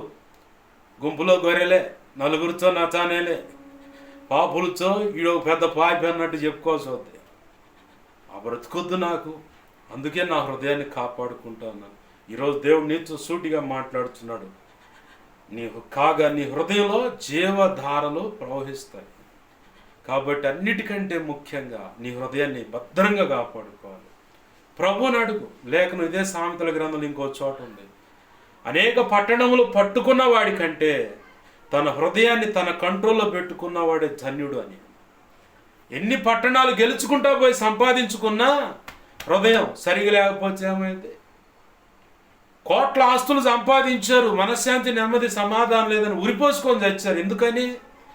సినిమా హీరోల దగ్గర కోట్ల రూపాయలను సూసైడ్ చేసుకున్నారు. ఎందుకని? హృదయం నిబ్రం లేదు కాబట్టి. దేవుని పాదాలు పట్టుకుందాం, దేవుణ్ణి అడుగుదాం. ప్రభువా, నా హృదయాన్ని నీవే భద్రం చేయి. నా హృదయంలోంచి జీవజలధారలు ప్రవహిస్తాయని లేఖనం చూపిస్తుంది. కాబట్టి అన్నిటికంటే ముఖ్యంగా చాలా భద్రంగా నా హృదయాన్ని దేవా కాపాడయ్యా, నువ్వు కాపాడు. నాకైతే చేత కాదు, నాకు చేత కాదు, నాకు సహాయం చేయి ప్రభు అని అడుగుదాం. రండి, ప్రభు బట్టి కృప మనందరికి అనుగ్రహించునుగాక. ఆమేన్. రండి ప్రార్థన చేసుకుందాం. ప్రేమగల మా తండ్రి, నీకు వందనాలు, కృతజ్ఞతాస్తుతులు మా ప్రభువా. అయ్యా, మీరు అందించిన వర్తమానాన్ని బట్టి నీకు స్తోత్రాలు. ఈ మాటలు మా హృదయాలు పదిలపరచండి, నీ రక్తము చేత భద్రపరచండి. అనేక పర్యాలు నెమరు వేయాలి, ధ్యానించాలి. అయ్యా, మననం చేసుకొని తలపోసుకునేలాగా అనేక సంగతులు ఇంకా నీ చేత బోధించబడటానికి కూడా సహాయం చేయి. నీ వాక్యాన్ని హెచ్చించుకుంటున్నా, నీ నామాన్ని గణపరుచుకుంటున్నావు. 2 తిమోతి 1:12 ప్రకారం యేసయ్య నన్ను మమ్మల్ని ఈ ప్రార్థనలు ఎక్కిపిస్తున్న ప్రతి ఒక్కరు నీ చేతులు కప్పజెబుతున్నాను. కనికరించి నీ కార్యములు జరిగించమని. అయ్యా, నా కోసం ప్రార్థించున్నాయని ఆ రీతులుగా అడుగుతున్న బిడ్డలున్నారు. మా సంగతి దైవజనుడు చెప్పి ప్రార్థన చేయించమని, దైవజనుడి ద్వారా మా సంగతి తెలియపరచమని అడుగుతున్నారు. అందరి అవసర తక్కరత నీ కృపచేత యేసు నామములో తీర్చబడునుగా. నా కోసం, పరిచయం కోసం గతంలో ఇప్పుడైనా ఇక ముందైనా ఉపవసించి వ్యక్తిగతంగా కుటుంబ ప్రార్థన చేస్తున్న బిడ్డ, అనేక రకాల ప్రార్థిస్తున్న బిడ్డను దీవించండి, దర్శించండి, రక్షించండి. ఆధ్యాత్మిక, భౌతిక, ఆర్థిక, ఆరోగ్యపరంగా కొలత లేని దీవెనలు అనుగ్రహించి బలపరిచి అభిషేకించి నీ సేవలో గొప్పగా నీవు వాడుకుందువుగాక. ఆమేన్. కనికరించని ప్రభువా, సహాయం చేయండి. మాకు మా మీద ప్రతిరోజు నీ ఎదుట జ్ఞాపకం చేస్తున్న వారికైనా, మా మీద ఇంకెవరికైనా కలలో, నిద్రలో, దర్శన, స్వప్నాల్లో చూపించబడ్డ సమస్తం నీకు అప్పచెబుతున్నాను. నాకైనా ప్రతిరోజు నీ ఎదుట జ్ఞాపకం చేయబడుతున్న వారికైనా, మా మీద ఇంకెవరికైనా కలలో, నిద్రలో, దర్శనం, స్వప్నాలు చూపించబడ్డ సమస్త చీకటి శోధన ప్రభు నీ మహాపునరుద్ధాన శక్తిని సిలువ రక్తాన్ని బట్టి యేసు నామములో తండ్రి నీవిచ్చిన అధికారం చొప్పున బంధిస్తున్నాను, లయపరుస్తున్నాను. మాకు మా మీద ఇంకెవరికైనా కలలో, నిద్ర, దర్శనం, స్వప్నాలు చూపించబడి సమస్త చీకటి శోధన ప్రభువుని యేసు నామములో బంధిస్తున్నాను, లయపరుస్తున్నాను. బంధించి లయపరిచిన కృతజ్ఞతాస్తుతులు మార్చండి. మాకు మా మీదే ప్రతిరోజు నీ ఎదుటి జ్ఞాపకం చేస్తున్న వారికి, మా మీద ఇంకెవరికైనా కలలో, నిద్రలో, దర్శనం, స్వప్నాలు చూపించబడి సమస్త మంచి కళ్ళు, మంచి దర్శనం, మంచి స్వప్నం, నిద్రలో చూసి సమస్త మంచి యేసు నామములో మత్తయి 16:18 మత్తయి 18:18 మహాపునరుద్ధాన శక్తిని సిలువ రక్తాన్ని బట్టి త్వరపెట్టేవి జరుగునుగాక, నెరవేర్చబడునుగా. త్వరపెట్టేవి జరిగేలా చేసి నెరవేర్చినందుకు కృతజ్ఞతాస్తుతులయ్యా. కనికరించమని, నీ కార్యములు జరిగించమని, నీవే చోటు నడిపి సహాయం వచ్చేది. ఈ వారంలో ఉన్న సంఘ క్రమాలన్నీ ఆశీర్వాదకరంగా జరిగించు. అన్ని విషయాల్లో కృపను గురించమని, అవసరతలు తీర్చమని, నీవే చూడండి సమస్తం జరిగించమని. పాటల పరిచయ విషయంలో, పుస్తక రచన విషయంలో, స్థలాల విషయం కానీ, మందిరాలు, ఇలా అనేక విషయాలు కృప దయచే, సహాయం దయచే, ఆర్థికంగా సహాయం చే. నీ చిత్తమే నెరవేర్చమని, నువ్వు మాత్రం మహిమ పొందమని. మా హృదయాలు నువ్వే భద్రపరచమని. మా హృదయంలో నుంచి ఉత్పన్నమవుతున్నటువంటి ఉబుకుతున్నటువంటి ఆ జీవ జలములు అనేకులకు పంచి ధన్యజీవులు అవటానికి కూడా కృపనివ్వమని, కార్యం జరిగించమని. నీవే మా పరిశుద్ధతను, సాక్షిత్వాలను, అభిషేకాన్ని సమస్తమును నువ్వు కాపాడి భద్రపరచమని యేసయ్య నామములోని ప్రార్థించి సమస్తం పొందుకొని 2 తిమోతి 1:12 నన్ను మమ్మల్ని చేతులకు అప్పచెప్పి నేను మహింపరుచుకుంటున్నాం మార్చండి. ఆమేన్. ఇప్పుడు మన తండ్రి అయిన దేవుని ప్రేమయు, ఆయన ప్రియకుమారుడైన యేసుక్రీస్తు వారి కృపయు, పరిశుద్ధాత్మ దేవుని అన్యోన్య సహాయ సహవాసము సమకూడిన ఈ ప్రాంతంలో ఏకీపిస్తున్న ఇక ముందు ఏకీపించబోతున్న అలాగే సార్వత్రిక సంఘంలో ఉన్న సకల పరిశుద్ధులకు ప్రభు ప్రేమించి ఇచ్చినటువంటి ఈ పరిచర్య ద్వారా ప్రారంభించబడిన సంఘాలకు, సంఘ బిడలకు, సహకరిస్తున్న బిడలకు, సోషల్ మీడియా ద్వారా వాక్యాలు విని బలపడి వెంబడిస్తున్న వారికి, ప్రభు చెప్పిన దాన్ని బట్టి వెంబడిస్తున్న దైవజనులకు, సంఘ పెద్దల పరిచర్య విశ్వాసులకును నిత్యత్వము చేరు పర్యాంతం వరకు ప్రభువే చూడండి మన హృదయాలను కాపాడి జీవ జలధారలు ప్రవహించేలా చేసి అవి అనేకులకు పంచేలాగా ఆ పంచిన వారి కూడా ప్రయోజకరం పాత్రలై క్రీస్తు న్యాయపీఠం ఎదుట బడా మంచి దాసురాలని ఆనాడు సంపూర్ణమైన మనతో పాటు సంపూర్ణమైన ప్రతి ఒక్కరిని ఇలాగున ఘనపరిచి మెప్పు, ఘనత, మహిమ, బహుమతులు ఇచ్చి నిత్యత్వంలో ప్రవేశింపచేసి ఆ వధువులను ఉన్నతమైన స్థానం ఇచ్చి ఆయనతో కలిసి యుగాలు నిత్యరాజ్య పరిపాలన చేసే భాగ్యము కలుగు చేసి తద్వారా మన ద్వారా ఆయనే మహిమ పొందునుగాక, అలాగూ చేయునుగాక. అలాగూ చేసిన యేసయ్యకు కృతజ్ఞతాస్తుతి, ఘనత, మహిమ, ప్రభావాలు చెల్లునుగాక. ఆమేన్. యేసు రక్తమునకేచి ప్రవేశునామను సంపూర్ణమైన విజయం కలుగునుగాక. ఆమేన్. అపవాది వాడి దూతలు, చీకటి, అంధకార శక్తులు అవి ఎంత ప్రమాదకరం ఆదివారం అమావాస్యను, రేపు వచ్చే శుక్రవారం అమావాస్యను విగ్రహాలు ఎదుట, దేవుళ్ళ ఎదుట కొలుపులు, మొక్కుబడి, ఏదో యాచన అవన్నీ కూడా అనంతనాశనం, సర్వనాశనం, నిత్యనాశనం కలుగునుగాక. యుద్ధం యెహోవాదే. వాటిని ఆశ్రయించిన వారిని నీ చేతులుగా అప్పజేసిన యెహోవా ఈరే. ఆమెన్. యుద్ధం యెహోవాదే. యేసు రక్తమునకే జయము జయము జయం. ఆమెన్. హల్లెలూయా హల్లెలూయా హల్లెలూయా. అందరికీ వందనాలు. ప్రభు యొక్క మహోచిత కృప మనందరికీ తోడే నడిపించునుగాక. చీకటి, అంధకార, మాంత్రిక ప్రయోగ శక్తులు, కీడు నుంచి ప్రతి ఒక్కరు యేసు నామములో ఇప్పుడు విడుదల కలుగునుగాక. గొప్ప కార్యాలు యేసు నామములో జరుగునుగాక. ఆమేన్. హల్లెలూయా హల్లెలూయా హల్లెలూయా. అందరికీ వందనాలు.